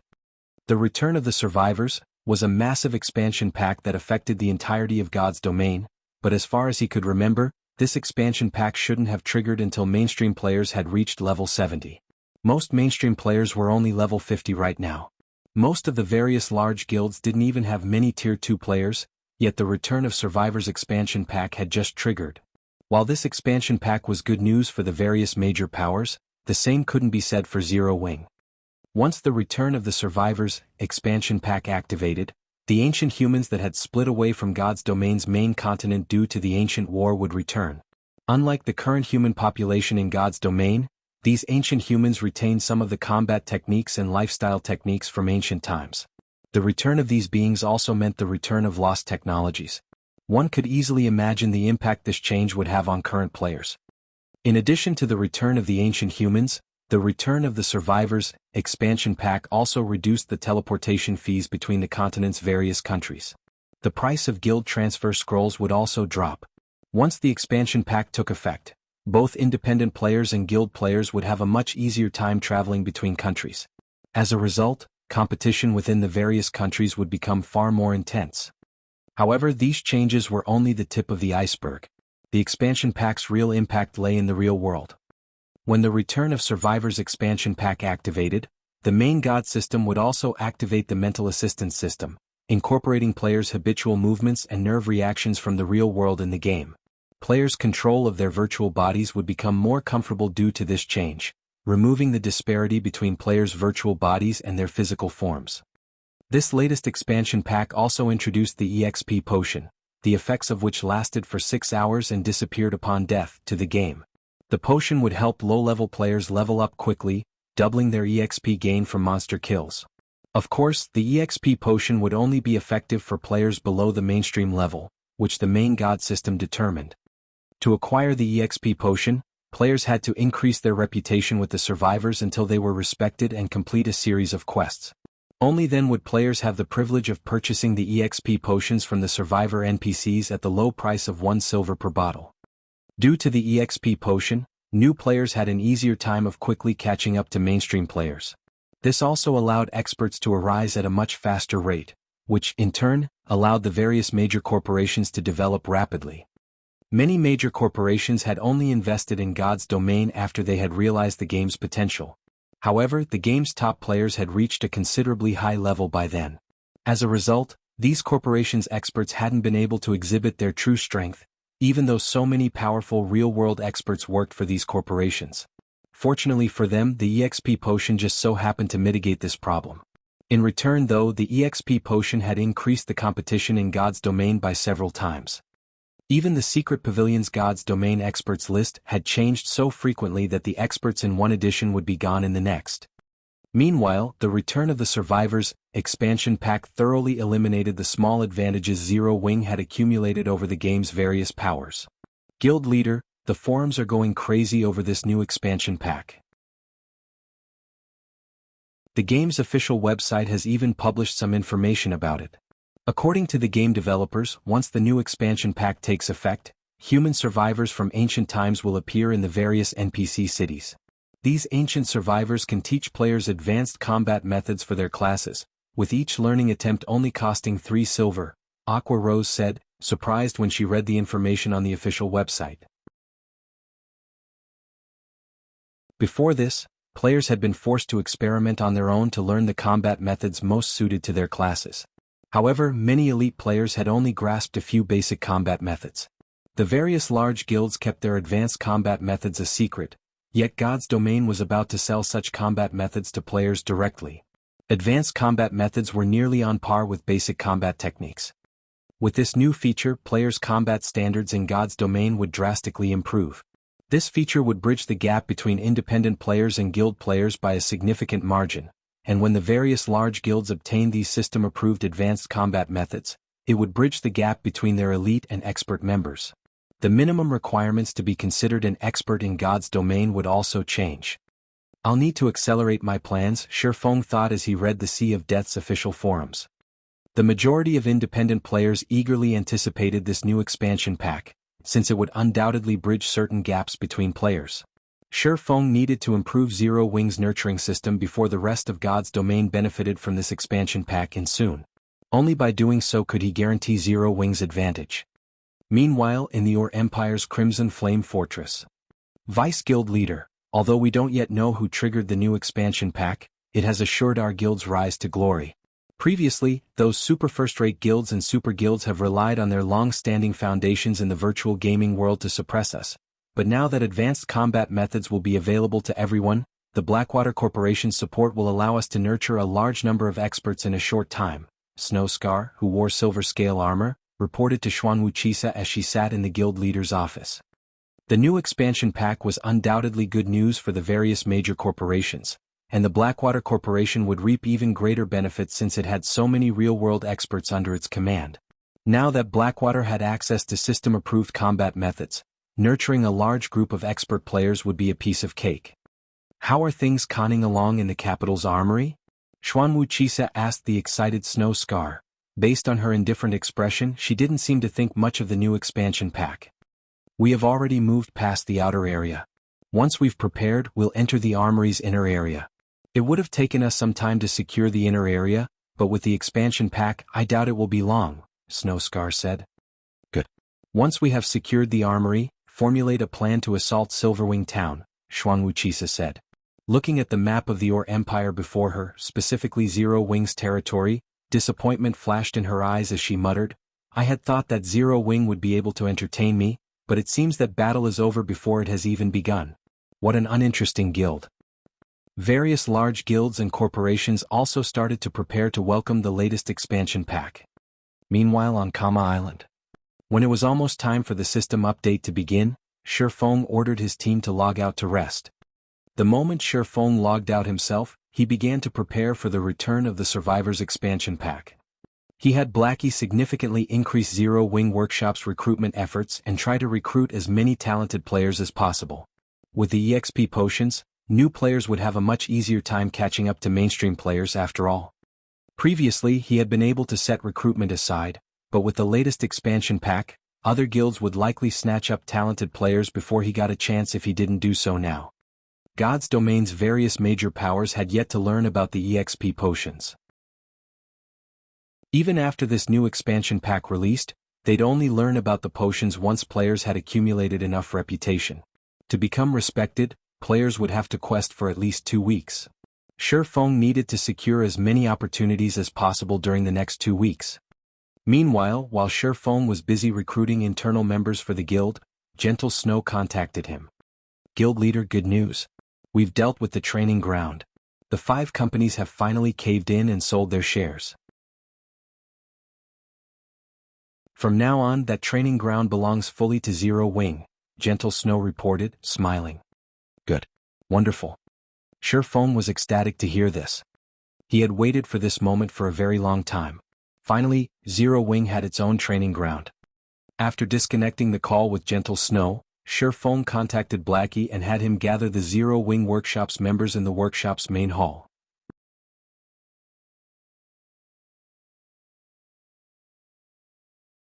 Chapter 1936, Moving House. Hundreds of Zero Wing members had gathered in the main hall of Zero Wing's workshop, making the space feel a little cramped. Boss Blackie, has something happened? Why have you suddenly gathered us here? Don't tell me the guild is trying to replace some of us. The Zero Wing members in the hall bombarded Blackie with questions. Some of them were curious while others were worried. Zero Wing had developed quite a bit recently. Not only did the guild's member count continue to increase, but the guild also ranked its internal members in various aspects. Competition between internal members was incredibly intense, and a large number of players arrived for interviews each day. The guild's workshop was only so large. There was a limit to how many internal members the guild could house. Hence, it wasn't unusual for the guild to cut off some of its present members for new recruits. After all, unlike other members of the guild, internal members received a significant salary. Stop making blind guesses. Even I don't know the meaning of this meeting, Blackie replied. But it should be something good. When the crowd heard Blackie's words, they relaxed. Shortly after the crowd had begun its discussion, Feng entered the hall. The crowd fell silent the moment they saw him, turning towards him with respectful gazes. The majority of Zero Wing's internal members didn't know that Feng was actually the guild leader, Black Flame. Very few of the upper echelons knew the secret. However, they were all aware that Feng was the Zero Wing Workshop's true manager. His position in the guild was the equivalent of first vice guild leader. Since everyone's here, let me explain why we've gathered you all. From today on, our workshop will be located elsewhere. We'll be moving to Ouroboros's main headquarters. This will become Zero Wing's branch workshop, and it will be responsible for recruiting talented players in Jianghu City. If no one has any questions, everyone should prepare for the move, Feng announced. We're moving to Ouroboros's main headquarters. What? Doesn't that mean our guild will have its own training ground like the other first-rate guilds? Amazing. I've heard that first-rate guilds generally use entire skyscrapers as their main headquarters. These skyscrapers are usually as large as a sports arena that can fit tens of thousands of people. We won't have to train in this cramped office anymore. That's not all. First-rate guilds' main headquarters are usually near or in the center of first-tier cities. And a lot of them come equipped with the latest facilities. Their rooms can even rival 4-star hotels. Some of the more impressive headquarters can even rival 5-star hotels. Does that mean we get to live in a first-tier city center? I'm not dreaming, am I? After listening to Feng's announcement, the crowd was elated. Even Fire Dance, Blackie, Yiwumian and Zero Wing's other upper echelons were stunned. Although they had known that Gentle Snow was working to acquire Ouroboros's training ground, the 5 companies that had supported the annexed guild had refused to budge. They had expected the matter to take a lot more time to deal with. They hadn't expected to secure the training ground so soon. Moving from a third-rate city like Jianghu City to a first-tier city was a matter worth celebrating for the guild's internal members. However, acquiring Ouroboros's main headquarters held a deeper meaning for the guild's upper echelons. Now that Zero Wing had its own training ground, the guild could nurture experts with more ease. Moreover, the guild would no longer be limited by the limited size of its workshop and could recruit more internal members. With this, Zero Wing's development speed would increase by several times. After Feng had informed his players of the move, he had Blackie arrange the group for the relocation. In reality, they didn't need to do a lot for the move since the facilities at Ouroboros's main headquarters were top-notch. Ouroboros's headquarters offered even more virtual gaming cabins and training facilities than Greenwater Villa, but first they needed to familiarize Zero Wing's internal members with the new training ground. As for the Greenwater Villa's facilities, they could transfer them at a later date. Naturally, the commotion at the Zero Wing workshop immediately attracted the Big Dipper group's attention. They're finally leaving? Xiao Yu, who currently sat in his office, could not help his rueful sigh when he received Liang Jing's latest report. Although he knew how extraordinary the Zero Wing workshop, which even had dealings with major corporations, was through Liang Jing's periodic reports, he hadn't expected the workshop to leave so soon. Moreover, the workshop had moved to a first-tier city, where talents gathered from throughout the country and competition was intense. He had dreamed of doing the same for many years, but even now the Big Dipper Group was stuck in Jianghu City. The Big Dipper Group wasn't stuck in the third-rate city due to a lack of funding, but because of a lack of fame and connections. If he tried to set up a training center in a first-tier city, stronger competitors would quickly target the center, and it would be forced to close its doors very quickly. Chairman Head Instructor Sher has said that Zero Wing is willing to partner with the Big Dipper Group. The Big Dipper Group can use Zero Wing's fame to recruit members for its dojo. Zero Wing will also assist in training the Big Dipper Dojo's members. However, in return, the dojo's talented members have to sign up to become internal members in Zero Wing, Liang Jing reported. Is that so? Xiaoyu could not help his growing excitement. He was no longer ignorant of God's domain. Through Liang Jing's reports and the game's growing popularity, he knew how famous Zero Wing had become. If he could utilize Zero Wing's fame to promote the Big Dipper Dojo, he'd be able to attract many martial artists to join. Chairman, my scheduled flight will soon board. I have to go, Liang Jing said. Go. Continue to work hard with Zero Wing. And you do not need to continue to report back to me. You're already one of Zero Wing's internal members. You'll have a much better future with Zero Wing than Big Dipper, Xiaoyu said, nodding. When he had first tasked Liang Jing to serve as Feng's assistant, he had done so to get a better understanding of the mysterious man. He had been confident in her capabilities, but he had never thought that Feng would poach such a talented employee. But the outcome wasn't so bad. After all, Liang Jing owed him a debt of gratitude. If she became one of Zero Wing's upper echelons in the future, the Big Dipper Group could benefit as well. Thank you, Chairman, Liang Jing said sincerely. Meanwhile, below Big Dipper Tower, as the dojo's many envious members watched, Zero Wing's internal members left for the airport on multiple high-class buses. After several hours of travel, Zero Wing's internal members finally arrived before the building that had previously served as Ouroboros's main headquarters. As they alighted from the buses, the towering skyscraper drew their gazes upward, over 100 stories tall, leaving them astounded. Welcome, Gentle Snow greeted as she and her assistant emerged from the building. The rooms and facilities inside are ready for your use. We have also updated the virtual training system. Everyone can begin training right away.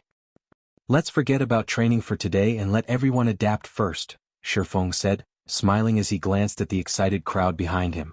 We'll focus on recruitment today. I have already sent people to advertise the matter. I doubt it will be long before independent experts and workshops seek us out, Gentle Snow said, nodding. She understood that starting everyone on their work after arriving was a little rushed. Moreover, losing one day of training wouldn't affect Zero Wing's development significantly. When Zero Wing's internal members heard that Feng and Gentle Snow had given them a day off, they were elated. They dashed into the building to explore the new training ground. The building that had served as Ouroboros's main headquarters had 133 floors. It had been divided into multiple areas, covering offices, training areas, entertainment areas, and rest areas. Every internal member would receive their own living space, and they wouldn't be nearly as cramped as they had been in the Greenwater Villa, where they had shared a room with several others. When Liang Jing had finished touring the building, she had been stupefied. Every facility in the building was state-of-the-art. Even the simplest accommodation was as luxurious as a 4-star hotel, whereas the top-level rooms and suites were on par with 5-star hotels. Standing in the top-floor suite of the building, excitement bubbled up in Feng as he gazed at the night view from the French windows. He found it hard to believe that such a magnificent building officially belonged to Zero Wing, now the guild's main headquarters. Meanwhile, under Gentle Snow's management, it took only a day for Zero Wing's internal members to get back on track. Moreover, the Zero Wing workshop had recruited 500 new internal members in that single day. Every one of these internal members was extraordinarily talented, either with combat, management, or lifestyle classes. Once God's domain system update had completed, these 500 people would be integrated in Zero Wing's operation. At 6 a.m. the next day, God's domain system update had finished. Laying down in the newly installed virtual gaming cabin in his luxury suite, Feng logged into God's domain.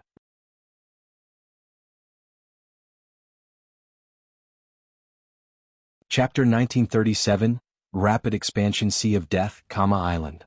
The mental assistance system has finally activated. As Feng stood on the death energy-saturated beach and stretched, he could feel a tangible change to his virtual body. Before this update, he had always felt as if he were moving in a body that wasn't his. Now, however, he felt as comfortable in his skin as he was in the real world. It felt as if he had been transported into another world, rather than enter a virtual world via a virtual body.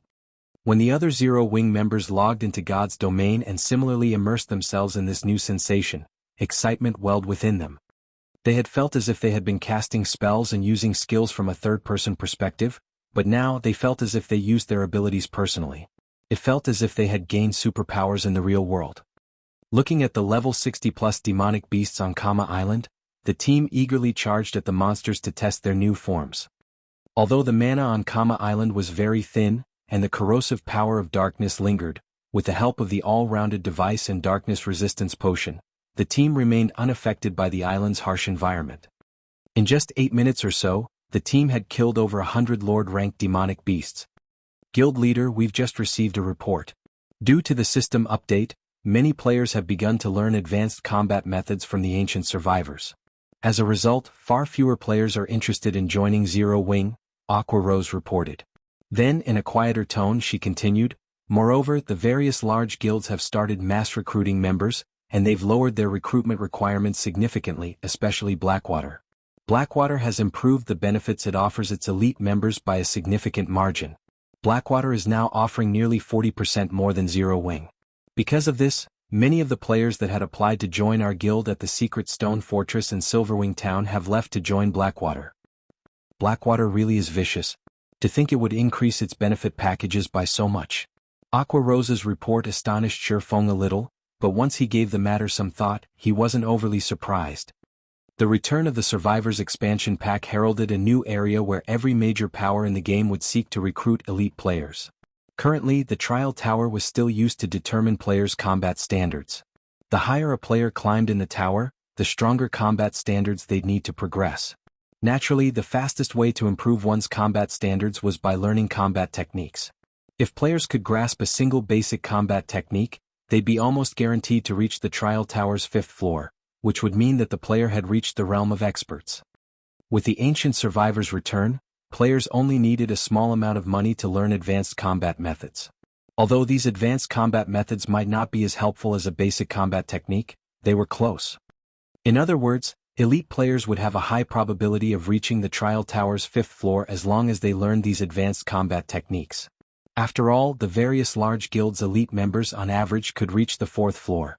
The only real between elite players was their progress on the 4th floor. Oftentimes, a guild's strength was based on the number of experts it had, since high-difficulty dungeons and quests had very high combat standard requirements. These challenges usually required expert players. Thus, expert players comprised a guild's key support pillar.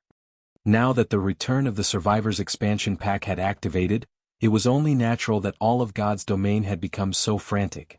This expansion pack was particularly beneficial to wealthy guilds like Blackwater. Recruiting elite standard players was much cheaper than poaching experts, and now that elite standard independent players had a much easier time reaching the Trial Tower's 5th floor, it was only natural that Blackwater spared no effort in recruiting them. Guild leader, should we lower our recruitment standards a little? Blackwater might steal the Or Empire's independent elite players otherwise. If that happens, contesting Blackwater will be quite difficult in the future, Aqua Rose said worriedly. The Or Empire wasn't like Starmoon Kingdom. It had become a hub for multiple kingdoms and empires. A large number of elite and expert players had gathered in the empire, so it was much easier to recruit players there than in other kingdoms and empires. Since Blackwater wants to claim the independent elite players, let it have them. Unlike Blackwater, we don't have the funds to play that game. Our recruitment standards will stay the same. Continue to prioritize the development of players with potential. We won't try to contest over the ready-made independent elite players, Feng said, smiling as he shook his head. While lowering the guild's recruitment standards would attract many elite players and increase the guild's overall strength, doing so without sufficient capital would yield the opposite effect. Most importantly, the standard of expert players would not stay the same forever. In the short term, mass recruiting independent elite players would boost a guild's expert count, but as more players learned advanced combat methods, the overall standard of God's Domain's players would rise as would the benchmark for expert players. Nowadays, one was considered an expert as long as they reached the early stage of the Trial Tower's 5th floor, but in the future they would have to reach the 5th floor's middle stage or beyond. One day players would have to reach the 6th floor to qualify as an expert. Rather than targeting the current elite players, Zero Wing would profit by setting its sights on low-level players with great talent. It wouldn't be long before leveling up was no longer a problem for newcomers. We're not going to compete with Blackwater? Aqua Rose was a little disappointed after hearing Feng's reply. However, when she thought about how Zero Wing had just acquired Ouroboros's main headquarters, which had drastically increased the guild's expenditures, she realized that Zero Wing didn't have much capital to spare. Hence, she had no choice but to give up on this opportunity and focus on recruiting players with strong potential. Meanwhile, Zero Wing's lack of action during this chaotic time confused the various powers and players that watched the guild. None of them understood what Zero Wing intended. The guild was dismissing such a golden opportunity to grow stronger. Are you kidding me? The various large guilds have clearly lowered their recruitment standards. Why hasn't Zero Wing? And I thought that I'd finally get to join the guild. In the end, I still can't meet their recruitment requirements. Why do you insist on joining Zero Wing? Blackwater is the best choice right now. Not only does it have full control of the Iron Empire, but the guild also controls the Crimson Flame Fortress, a vital path to the Ore capital city. Moreover, Blackwater has announced that it is increasing its internal member count and that it will fill some of the slots with the guild's elite players. Now is the best time to join Blackwater. Sure enough, Zero Wing simply isn't a match for a superpower like Blackwater in terms of capital. The majority of the Ore Empire's independent players sneered at Zero Wing's lack of response. For a time, applications to join Blackwater flooded the guild. However, Zero Wing hadn't fallen too far behind. Due to the increase in Zero Wing's internal member count, the guild's operating speed had skyrocketed. Because of this, the guild's management personnel, such as Gentle Snow, had a chance to relax and found more free time to tend to their own interests. In addition, Zero Wing's ability to investigate and recruit players with potential had improved substantially. For a time, the guild recruited many low-level players that lacked renown. Meanwhile, while God's Domain's various large guilds frantically snatched up elite players, Feng's group had arrived before a bottomless pit. Gray smoke filled the pit, robbing all life from the earth around it. Moreover, Zero Wing's team heard daunting roars from within, deterring any demonic creatures from approaching the pit. And yet, as if he hadn't heard the roaring, Feng approached the pit and descended the spiral pathway at its edge. As they ventured deeper into the pit, the team felt an intense pressure weighing them down. By the time the team reached the pit's lowest area, even experts like Shadow Sword felt stifled. As these Zero Wing players began to fear the pressure that filled the pit, they noticed a colossal cave in a corner, leaving them stunned. A manatite vein? Aqua Rose stared with wide eyes at the numerous dark silver ore deposits along the cave's walls.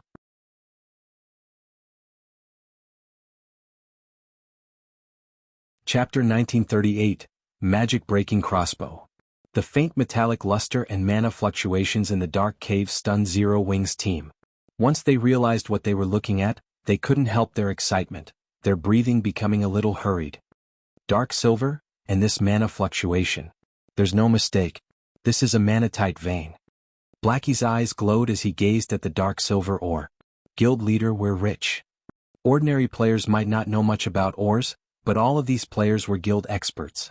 They had access to far more information than ordinary players on the subject, especially on precious ores that generated magic crystals as a byproduct like manatite. Such veins had already been the cause of plenty of struggles between God's Domain's various superpowers. Based on Blackie's knowledge, 4 major guild wars had been fought between superpowers over the discovery of an ore vein that generated magic crystals. Each war had involved multiple superpowers, with at least 4 involved in the smaller struggles, and up to 6 superpowers participating in the larger wars. These various superpowers had spared no effort while competing for the vein. The most impressive war had involved over 1 million players and nearly a full day of combat. By the time the war had ended, more than 600,000 players had been slain. The participating superpowers had suffered severe losses. Considering these wars or veins that generated magic crystals were akin to a war horn, signaling the start of another mass battle. However, despite the extreme costs, The superpowers that eventually secured the veins had judged the benefits worth the cost. Magic crystals were a guild's foundation and an important resource for nurturing experts, which were essential in protecting a guild town. Moreover, as players reached higher levels, magic crystals would become even more important. Currently, players needed magic crystals to use the Divine Colosseum, trade with special NPC merchants and fuel powerful magic tools. Zero Wings teleportation arrays, magic towers and defensive magic arrays were a few examples, all of which required a ton of magic crystals each day to maintain. Yet, while the various superpowers fought to obtain veins that generated magic crystals, Zero Wing had discovered one without attracting attention. Now the guild simply needed to occupy the ore vein and send people to mine it in secret. It would be able to avoid paying a bloody cost. If Zero Wing had a stable magic crystal income, the guild could reach new heights in a short time. Blackie wasn't the only one with such thoughts. Aqua Rose was also ecstatic over the discovery of this manatite vein. Although the manatite vein wasn't as valuable as the attributed ore vein in the Flame Demon's Valley, the valley's environment was simply too harsh for players. Conducting a large-scale mining operation there was impossible. Fortunately, Karna Island was different. The thin mana here would not affect mining players overmuch. The only problem was the darkness corrosion, but that could be easily solved with darkness resistance potions. With the candlelight trading firm's current strength, mass-producing darkness resistance potions would be a piece of cake. Dispatching a large number of players to mine this manatite vein was definitely possible for Zero Wing. Once Zero Wing harvested enough magic crystals and nurtured a large number of experts, the guild wouldn't have to remain passive in the Orc Empire. It could take the initiative to face Beast Emperor and Blackwater head-on. As the team celebrated the manatite vein before them, nearly 100 dark-skinned, armed demonkin. The demonkin were all level 65 and above, and the weakest among them was a lord. The strongest demonkin was even a level 66 Grand Lord. The group radiated a chilling aura and moved like a well-trained army. What startled the players the most was the demonkin patrol squad's heavy crossbows. The weapons were covered in runes which gathered the surrounding mana to them. Even from some distance away, Zero Wings members could sense how dangerous those crossbows were. Magic-breaking crossbows? When Feng saw the demonkin's weapons he was astonished.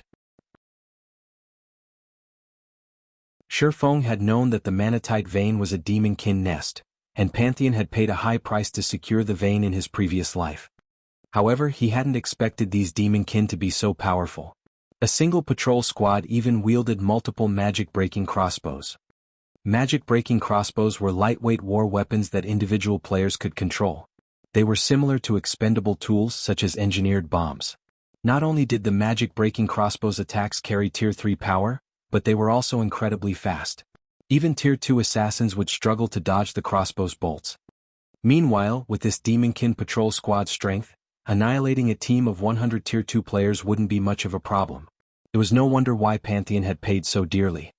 Everyone prepare for battle. This is a demonkin nest. Don't let a single one escape.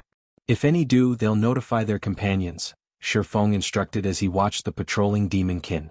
Fire, sneak over to the patrol squad with the assassin unit.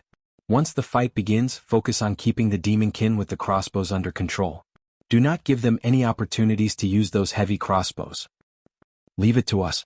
We'll make sure that they don't fire a single bolt. Fire Dance said, nodding as she eyed the crossbow-wielding lords.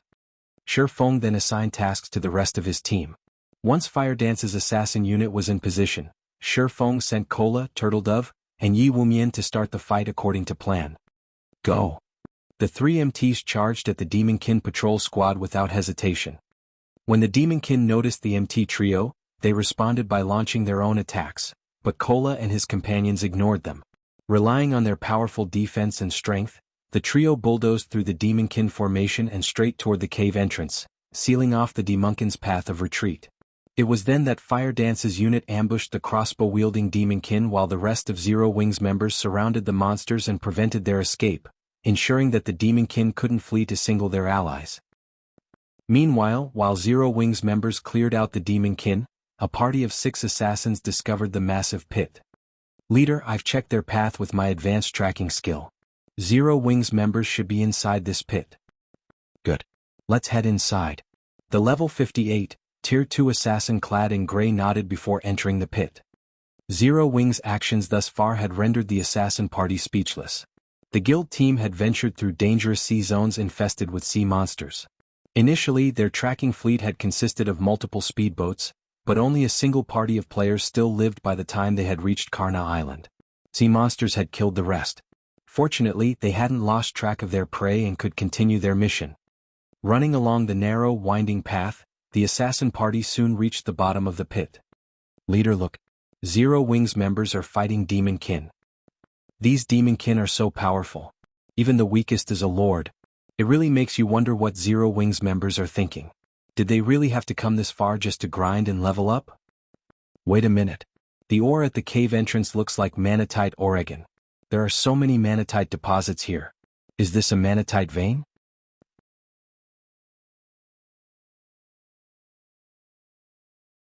Chapter 1939, Secret Exposed. I'm not hallucinating, am I?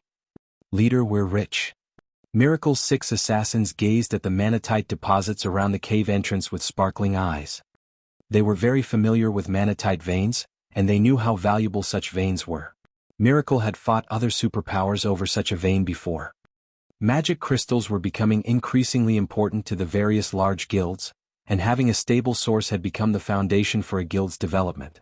Hence, the various superpowers offered massive rewards to players for providing the coordinates of unclaimed manatite and other ore veins that generated magic crystals. If a player provided proof of an unoccupied ore vein, they would earn 10,000 gold and a single epic weapon. When the various superpowers had announced the reward, players had frantically searched for ore veins. For the majority of the game's players, 10,000 gold was an astronomical sum. If converted into credits, an ordinary person wouldn't have to worry about shelter or food for the rest of their life. Naturally, an epic weapon was fatally attractive to expert players as well. Epic weapons were even rare among the various superpowers. They were god-tiered weapons to ordinary experts. As long as they wielded an epic weapon, their combat power would skyrocket. They might even be able to stand alongside peak experts. Players could only hunt for more resources with sufficient strength after all, and as long as an ordinary expert had enough resources, becoming a peak expert wouldn't pose much of a challenge. Because of this, a large number of players had joined the hunt for ore veins. Unfortunately, even though a long time had passed since the superpowers had announced their offer, not a single player had claimed the reward. Of course, they had never thought that they would find a rumored manatite vein by simply following Zero Wing's members. If one of Miracle's members discovered an unclaimed manatite vein, not only would they receive the 10,000 gold and an epic weapon, but their rank in the guild would also increase by 1 level, bypassing the normal restrictions. Thinking up to this point, the gray-clad assassin serving as the party leader contacted 1,000 Miles and reported on Zero Wing's current situation and the manatite vein. Many of the guild's upper echelons had gathered in a meeting room in Miracle's residence on Thunder Island to discuss the Savage God's legacy. It was, after all, of the utmost importance as it concerned the guild's development. Meanwhile, when 1,000 Miles received the report regarding Kama Island, he displayed an ecstatic expression. He had never thought that he'd gain such an unexpected harvest by sending some of his assassins to follow Zero Wing. First, the Savage God's legacy and now, the manatite vein? 1,000 Miles chuckled at this double blessing. He then instructed the assassin party, "You have done well. Keep an eye on the manatite vein. I'll send the army to meet you immediately." He had already witnessed Zero Wing's naval strength, so he knew that if it really came down to an out fight between their guilds, they would likely suffer mutual destruction. However, it was a different story if the battle took place on an island. Players with sea-based legacies wouldn't receive a combat power boost on an island. Moreover, Kama Island happened to be within Miracle's range of influence. Zero Wing had only dispatched a 500-man team to the island, and annihilating such a small team would be a piece of cake. Following which, 1,000 Miles gathered Miracle's fleet in the Sea of Death in preparation to secure Kama Island's manatite vein. Meanwhile, inside the Demonkin's nest, Zero Wing's members continued to clear out the patrol squads under Feng's command. While these Demonkin patrol squads might be difficult for any other expert team, but they were no challenge for Zero Wing's members. Ordinary MTs would not even be able to stop the first volley from the Magicbreaking crossbows without breaking their stances. However, Kola could block 5 crossbow bolts at one time without issues. At most, he would lose around half of his HP, but by the time the Demonkin launched their second volley, Fire Dance's assassin unit suppressed the monsters. Kola then tanked the Grand Lord-ranked Demonkin that led the patrol squad, while Turtledove and Yi Wumian tanked the Great Lord-ranked Demonkin. The rest of the team systematically dealt with the remaining Demonkin. The Demonkin granted more EXP than ordinary monsters of the same rank and level, and they dropped relatively good weapons and equipment, all of which were level 60 and 65 bronze and mysterious iron rank. Occasionally the Grand Lord-ranked Demonkin even dropped level 60 secret silver equipment. When the team had defeated the 4th patrol squad, a tattered piece of parchment dropped from one of the Demonkin. This actually drops here? Feng was stunned as he inspected the tattered parchment piece. This leaf of parchment was a fragment of the Magicbreaking crossbow design. If he could gather 6 fragments, he'd be able to form the complete design. Although the various large guilds were ignorant of the Magicbreaking crossbow, Feng wasn't. In the past, small guilds had commonly used the weapons. Small guilds teams had even considered it necessary for grinding in the fields. At the end of the day, only a small portion of God's Domain's player base would reach the realm of expert players. Very few would reach Tier 3, and even less would climb beyond that to Tier 4 and 5. Having Tier 4 and 5 players would be practically impossible for the various large guilds. So, what were these guilds supposed to do if they encountered hostile Tier 4 or 5 experts? The answer to that question was reliance on lightweight war weapons and tools like the Magicbreaking crossbow. The Magicbreaking crossbow's attacks carried Tier 3 power, and while that might not seem impressive, the weapon's attack speed was so high that even Tier 4 players struggled to evade its attacks. If a group of players fired Magicbreaking crossbows simultaneously, even Tier 4 players would be at risk of dying. However, the Magicbreaking crossbow design was extremely rare, generally only available in ancient ruins. Now that he knew that the Demonkin here dropped fragments of the design, why wouldn't he be surprised? Even in the hands of a Tier 0 player, the Magicbreaking crossbow would exhibit Tier 3 power and threaten Tier 4 players. If he could mass-produce these weapons, even dealing with an army of Tier 2 experts would be child's play. Thinking up to this point, Feng inspired his team to grind the Demonkin with far greater fervor. Unfortunately, after nearly 4 hours and constantly using Divine Providence, the team had only collected 3 fragments. They were still far from completing the design. As Feng prepared to lead his guildmates further into the Demonkin nest, Phoenix Rain called him. Guild leader Black Flame, just what are you doing on Kama Island? Phoenix Rain demanded with a serious expression. I've just received a report stating that Miracle is gathering a force of more than 30,000 players to head for the island. Over 7,000 of them are Tier 1 experts, and more than 400 are Tier 2 experts. She found it truly unbelievable that Miracle was mobilizing such a large force just to deal with Zero Wing's 500-man team. Miracle's gathering more than 30,000 players to take us out? The news confused Feng. Suddenly he realized something. Has information on the Manatite vein leaked? You should hurry and retreat from Kama Island now. Once Miracle's forces arrive, they won't let you simply walk away. Phoenix Rain advised. A 30,000-man army from Miracle was no laughing matter. Even the Dragon Phoenix Pavilion would have to take the force seriously, not to mention Zero Wing. Thank you for informing me, but Miracle will have to think twice if it wants to force Zero Wing to flee, Feng said, smiling before disconnecting the call. Although he hadn't expected this development, Zero Wing wasn't as weak as it had been in the past. If Miracle wanted to plunder Zero Wing's riches, he would make sure they lost a limb or two in the process.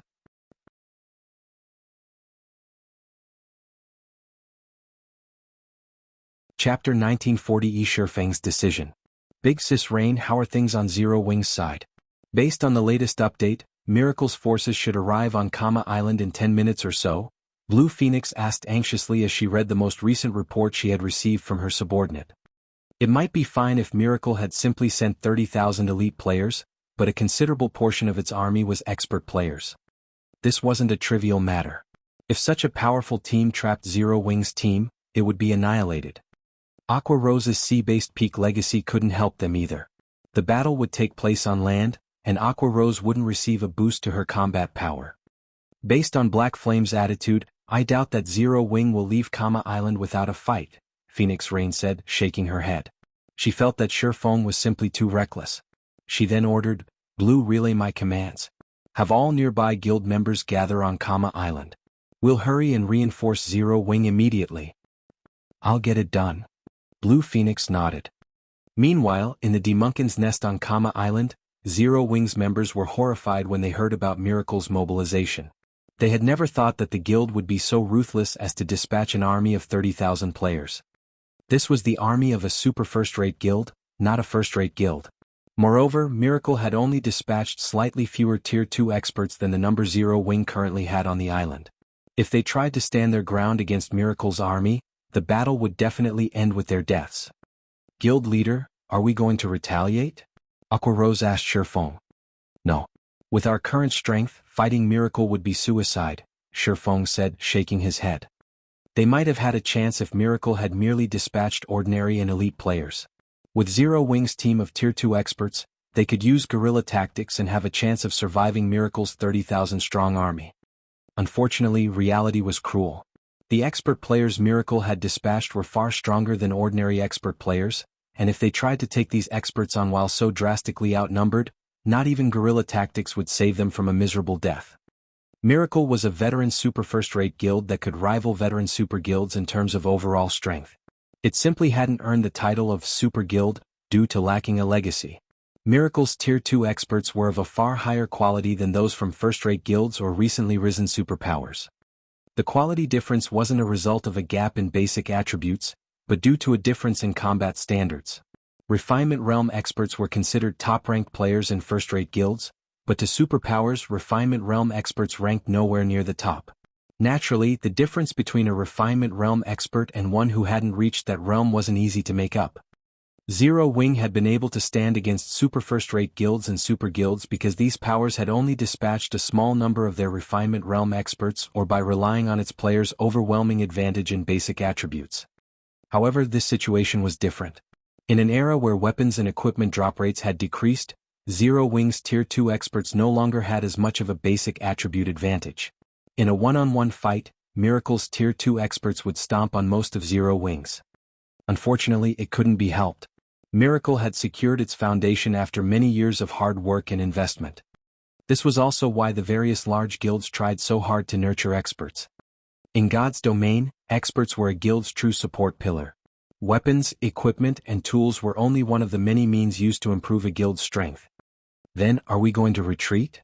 Aqua Rose asked. No. We cannot afford to do that. This is a manatite vein we are talking about. Finding another one won't be easy, Feng said, shaking his head. Aqua Rose was speechless. If they weren't going to fight or retreat, what were they going to do? For now, you'll continue to lead the team and clear out the Demonkin next. Leave Miracle to me. No matter what happens, don't leave the cave, Feng said, chuckling in response to Aqua Rose's confusion.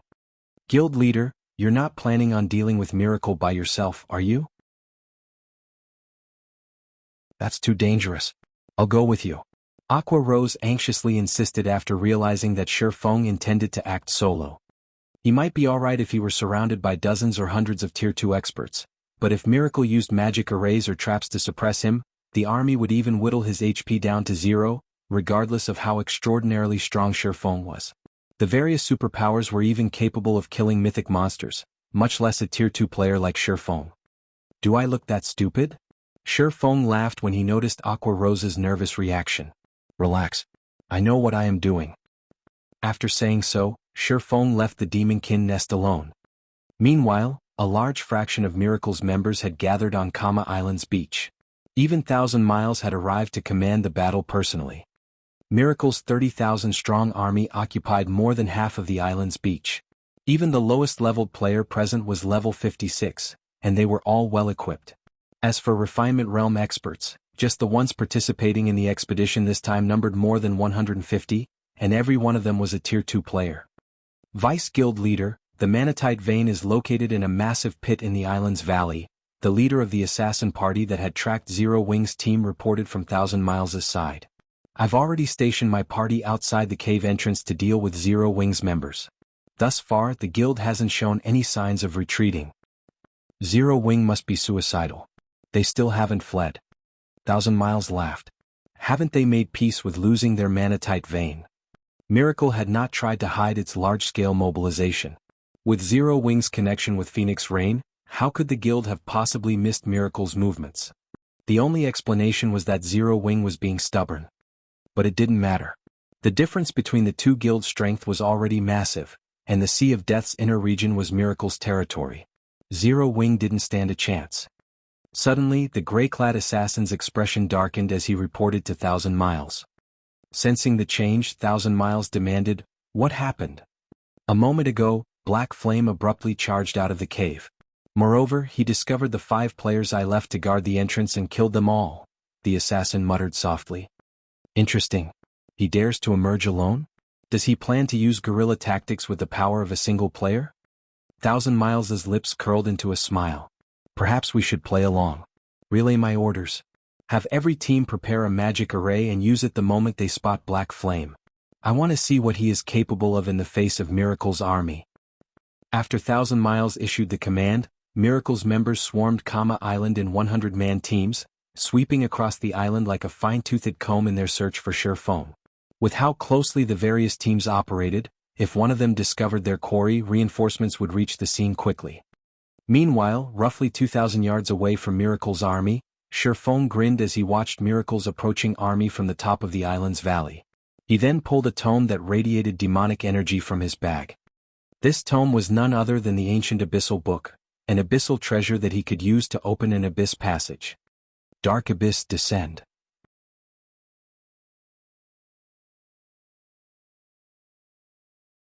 Chapter 1941 Abyss Descends. Within Kama Island's shriveled forest, Miracle's members advanced on the valley near the island's center. "Vice Guild Leader, I found Black Flame's tracks. By the looks of it, he has traveled past here before. It's very likely that he is ahead of us in the valley. Although the terrain here is complex, it is also a dead end. As long as we surround the valley's exit, he won't get away," the gray-clad assassin said, grinning at the tracks on the ground before gesturing to the valley ahead. Miracle had already sealed the island with magic arrays, so players couldn't use return scrolls or instantaneous movement magic scrolls to flee.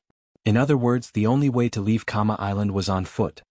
While Feng would have the ability to employ guerrilla tactics from within the valley's complex terrain, he had also sealed off his own path of retreat. It might not have been a disadvantage if Feng were merely facing several thousand players, but what awaited him was an army of 30,000. Such a large force was more than enough to search every inch of the valley. Feng wouldn't have room for guerrilla warfare. As long as he revealed himself, he'd be surrounded and killed. Good. Since Black Flame is so eager to die, we'll grant his wish. Leave 50 Tier 2 players to guard the exit.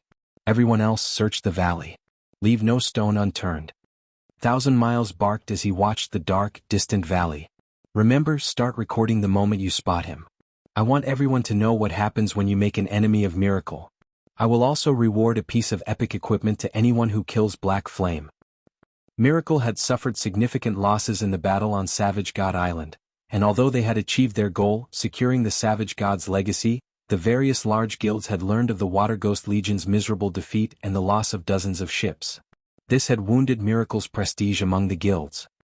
Now that Feng was trying to cause trouble for his guild, Thousand Miles was more than willing to slay the man, using the opportunity to restore some of the guild's lost reputation.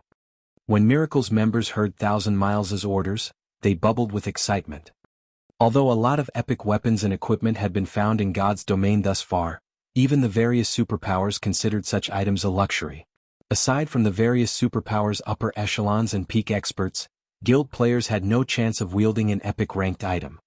Now that they had the opportunity to obtain a piece of epic equipment by killing Feng, why wouldn't they be excited?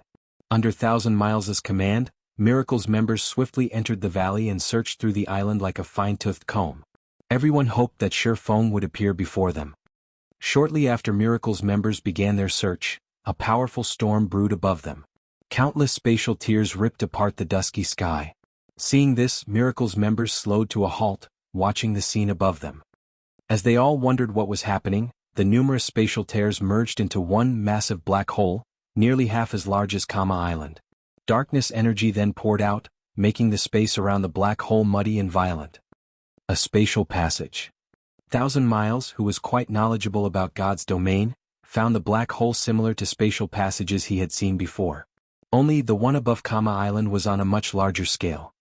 As Thousand Miles wondered about the spatial passage that had appeared above the island, deafening roaring drifted out of the pathway.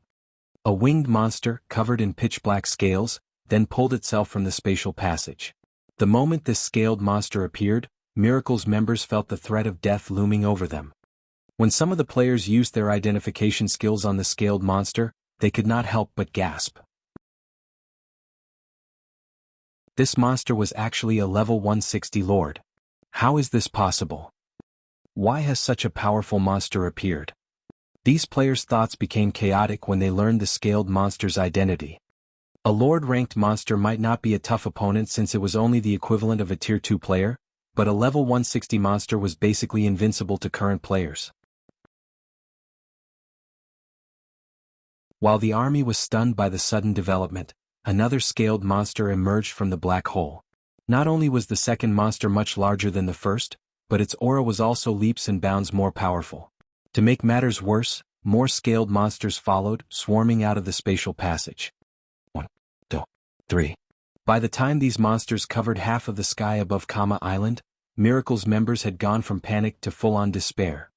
One level 160 lord was enough to wipe out their 30,000-man army, much less an entire force of such monsters. Retreat. Everyone retreat immediately. 1,000 Miles shouted as he snapped out of his daze. Unfortunately, by the time 1,000 Miles had issued the command, the scaled monsters had descended on the players in the valley. They gave Miracle's members no chance for escape. Not only did the level 160 lords attack with unrivaled strength, but their speed was just as overwhelming. In the blink of an eye, several hundred Miracle members had transformed into streaks of light and vanished from the island. Several thousand players had died by the time Miracle's army had fled the valley, and plenty of Tier 2 experts had been among the slain. While Miracle's members ran for their lives, 1,000 Miles noticed a figure at the top of the mountain. He was very familiar with this figure. It was none other than Feng. Like an uninvolved passerby, Feng casually admired the massacre below. Damn it! It must be him. He must be responsible for opening that spatial passage. There's no way these monsters' arrival was a coincidence. Confusion and fury overwhelmed 1,000 Miles as he watched Feng. He actually summoned these monsters just to prevent Miracle from stealing the manatite vein, to prevent anyone from obtaining it? Insane. He is definitely insane.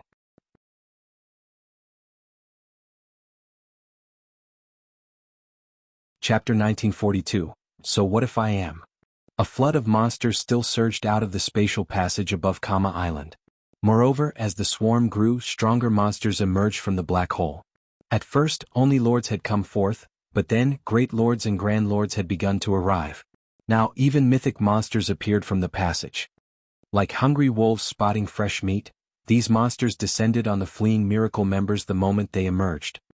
Level 160 lords were enough to instant-kill Miracle's members, not to mention the higher-leveled Great Lord, Grand Lord and mythic-ranked monsters. Although Miracle's members had scattered and run the moment they received 1,000 Miles' command, the flying monsters were too fast to outrun. In the seconds after Miracle had initiated its retreat, over 3,000 members had transformed into streaks of light and vanished. Vice Guild Leader, these monsters are even chasing the members that have left the valley. They have no regional restrictions. With how fast the monster force is growing, I'm afraid that they'll annihilate us before we reach the shore. Silent March said, watching the monster-filled sky with a grim expression. An endless number of monsters flew out of the black hole above, and even though their forces had split up, the monsters wouldn't need long to eliminate them all. If the 30,000 players had only consisted of elite members, Miracle's losses wouldn't have been so severe, significantly harming the guild's operations if they all died, but over 400 of these players were Tier 2 experts. If these players were slain as well, we can't break through? It seems that we have no choice but to use the Magic Breaker scroll to remove the seal on the island. 1,000 Miles gritted his teeth as he watched his guildmates die, one after another. March, instruct our elite members to do everything they can to attract the monster's attention. Once I remove the seal, have our guild experts use return scrolls to get out of here as soon as possible. Very few magic scrolls in God's domain were capable of removing regional seals. Even a super first-rate guild like Miracle had only managed to obtain 6 thus far.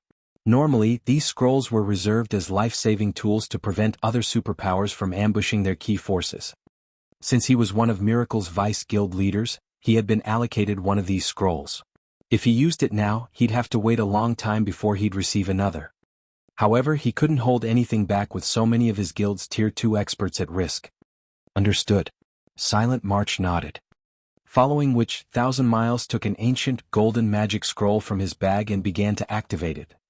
In response, a golden light pillar flew from the unfurled scroll and pierced the invisible magic barrier that enveloped Kama Island. The magic barrier shattered, and players on the island could once again use teleportation spells and tools. As the magic seal faded, Miracle's members breathed sighs of relief. With the barrier gone, they would not have to rely on their own feet to escape the island. Once they found a safe location, they could use a return scroll and leave this nightmare. However, just as Miracle's many experts activated their return scrolls to flee this godforsaken island, the scroll's loading bars were interrupted. What's going on? Why can't I teleport? No. We're still under the magic seal's effects. But didn't we remove the barrier? The development left Miracle's fleeing experts confused. Even 1,000 Miles, who had just used the Magic Breaker scroll, was bewildered. Vice Guild Leader, look at Black Flame. I think he just used a magic seal. A ranger with sharp eyesight announced as he pointed to the mountain and Feng. Hearing this, 1,000 Miles spun towards Feng. Multiple magic arrays hovered around the swordsman, all of which manifested to seal off Kama Island. Black Flame. You're courting death. 1,000 Miles' gaze was frosty as he glared at Feng, his enraged bellow echoing throughout the valley. Every Miracle member in the valley stared at Feng with hatred and killing intent. They had already used their only magic breaker scroll, so only death awaited them if another magic seal enclosed the island. Courting death. Seeing 1,000 Miles' wrathful expression, Feng couldn't help but laugh as he replied, "So what if I am?" In truth, Feng hadn't wanted to open an abyss passage on Kama Island. Once it opened, it would affect the region, and with the exception of himself, the ancient Abyssal Book's owner, the Abyssal monsters would hunt down every player within range.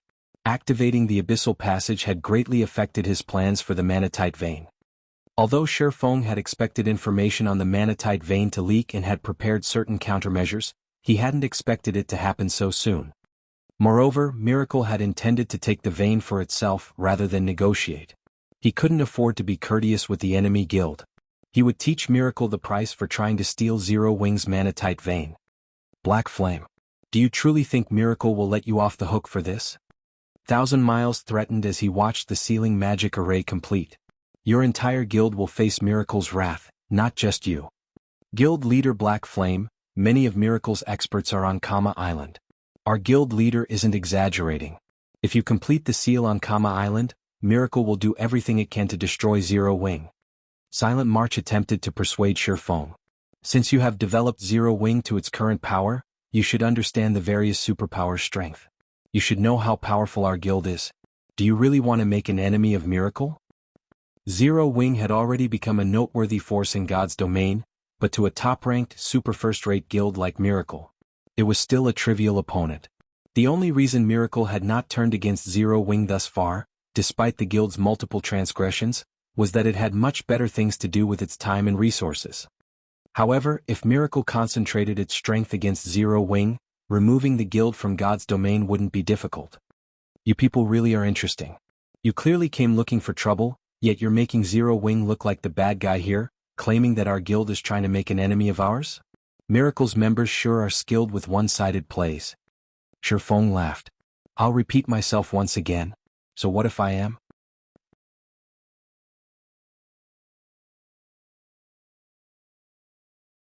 Chapter 1943, Zero Wing's Wrath. Black Flame, you're going too far.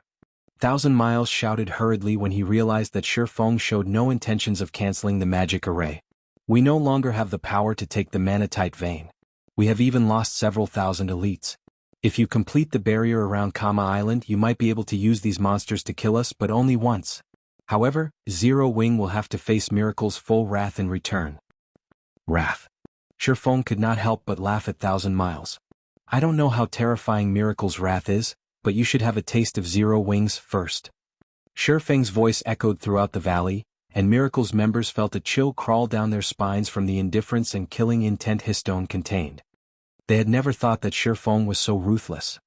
He actually ignored his guild's safety to ensure their deaths. Insane. He must be insane.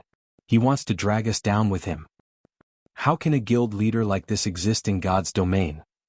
Miracle's members were bewildered as they stared at Feng. The various large guilds' guild leaders would do almost anything they could to ensure their guild's survival in God's domain.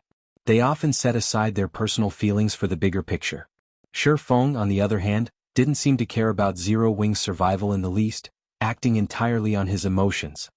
However, Feng hadn't lied. While they weren't sure how Miracle would retaliate, they were certain that they'd face Zero Wing's wrath right now. Good. Very good. Since you want to duke it out, show me what you're capable of. Thousand Miles shouted, his eyes turning bloodshot. Everyone heed my command. Attack Black Flame with everything you've got. The magic seal has a long activation time. If we can interrupt his channeling, he can't seal off the island. I will personally gift anyone who kills Black Flame a piece of epic equipment. The Vice Guild leader is right. Our deaths are not certain yet. As long as we can interrupt Black Flame, we still have hope of surviving. If we kill Black Flame, we'll even get a piece of epic equipment. Right? This battle's outcome isn't set in stone. We still have a fighting chance. Kill Black Flame. Hearing Thousand Miles' orders, Miracle's members knew that their only hope of survival hinged on striking Feng with everything they had. Otherwise, none of them should think of leaving Kama Island alive. Fortunately, the magic seal needed 2 minutes to complete. They weren't completely out of luck. As their morale recovered, Miracle's members charged toward Feng while ignoring the abyssal monsters around them. The only thing on their minds was Feng's death. Like wild beasts that had awakened from their slumber, the auras of the remaining 20,000+ players flared as they bared their teeth at their adversary. Retaliating even in the face of death? Feng sneered at the approaching mob. He stood just below the spatial passage, and as Miracle's members approached, they would encounter more abyssal monsters. With current player strength, charging at these monsters was suicidal. But Miracle's players were in a frenzy. They disregarded all costs while charging at Feng, and even when their comrades fell beside them, they didn't pull their gazes from their target. Everyone keep it up. Black Flame is still channeling the magic array and can't move. If even one of us reaches him, victory will be ours. Silent March cried, rallying his troops. While a magic seal was powerful, it had an obvious flaw. The player activating it had to remain in a safe place. If the caster moved in the slightest, the channeling process would be interrupted and would fail. Although there were indeed a lot of abyssal monsters between them and Feng, Miracle's players on Kama Island greatly outnumbered the monsters. Although the price of distracting the abyssal monsters was considerably high, it was possible, and it would allow a few players to slip by reaching their target. Sure enough, 7 players managed to break through the abyssal monsters' encirclement after a short moment, arriving within 60 yards of Zero Wing's guild leader. Even if I can't move, I can still use my skills and spells. Seeing the approaching enemies, Feng promptly activated Chilling Field. The moment Chilling Field activated, the 7 Miracle members immediately felt a chill envelop their flesh. Both their movement speed and attack speed significantly decreased. Before the Miracle members could move within 40 yards of Feng, icicles exploded from the ground, striking the 7 players as damages in the tens of thousands appeared above their heads. The mana on Kama Island was extremely thin, which limited the combat power players could exert, and with Chilling Field's movement speed reduction, dodging the icicles' attacks became impossible for the 7 Miracle players. In the blink of an eye, the attacks killed 2 players. Only the 5 Refinement Realm experts managed to avoid death. However, while the 5 Refinement Realm experts had dodged the first wave of Feng's attacks, the swordsman was far from finished. As a constant stream of attacks bombarded them, the Refinement Realm experts were forced to halt their advance, focusing on defense. Unfortunately, they still took hits from time to time, continuing to lose HP. In the end, all 5 died before they could move within 20 yards of their target. Although Refinement Realm experts were frightening existences in first-rate guilds, their evasive and defensive maneuvers were unrefined before Feng. Die. Following which, Feng struck one group of Miracle's members after another, mercilessly slaying every player that came within his attack range. None of them could get within 10 yards of Feng. Seeing this, Miracle's surviving members were dumbfounded. While Silent Mars came within 50 yards of the swordsman, she stopped her advance and took out a single target Tier 4 offensive magic scroll. Numerous spiraling wind blades then formed around Feng. Under Silent March's control, these wind blades bombarded the immobile guild leader. Boom, boom, boom. Explosions rang out in succession, the resulting shockwaves throwing dust and dirt into the air. He's finally dead? Silent March could not help but breathe out a sigh of relief as she watched the dust cloud surround Feng's location. She had used a large number of guildmates as bait to get within 50 yards of the swordsman and find an opportunity to use the magic scroll without her opponent noticing. But once the dust settled, it revealed Feng's unharmed figure. Golden divine runes circled his body, isolating him from the outside world. These runes were the result of the 7 luminaries' ring's absolute defense. However, rather than the runic barrier, everyone's attention was on the pitch-black magic arrays around Feng. The arrays had completed and sealed off Kama Island. You're tuning in to the Han Li's Wuxia Adventures YouTube channel. We're so grateful for your support, and don't forget to subscribe to join us on this incredible journey through captivating stories. Your generosity through donations truly makes a world of difference, as it's the primary source of revenue that allows me to expand and enhance this channel for you. Thank you from the bottom of my heart for being a part of this adventure.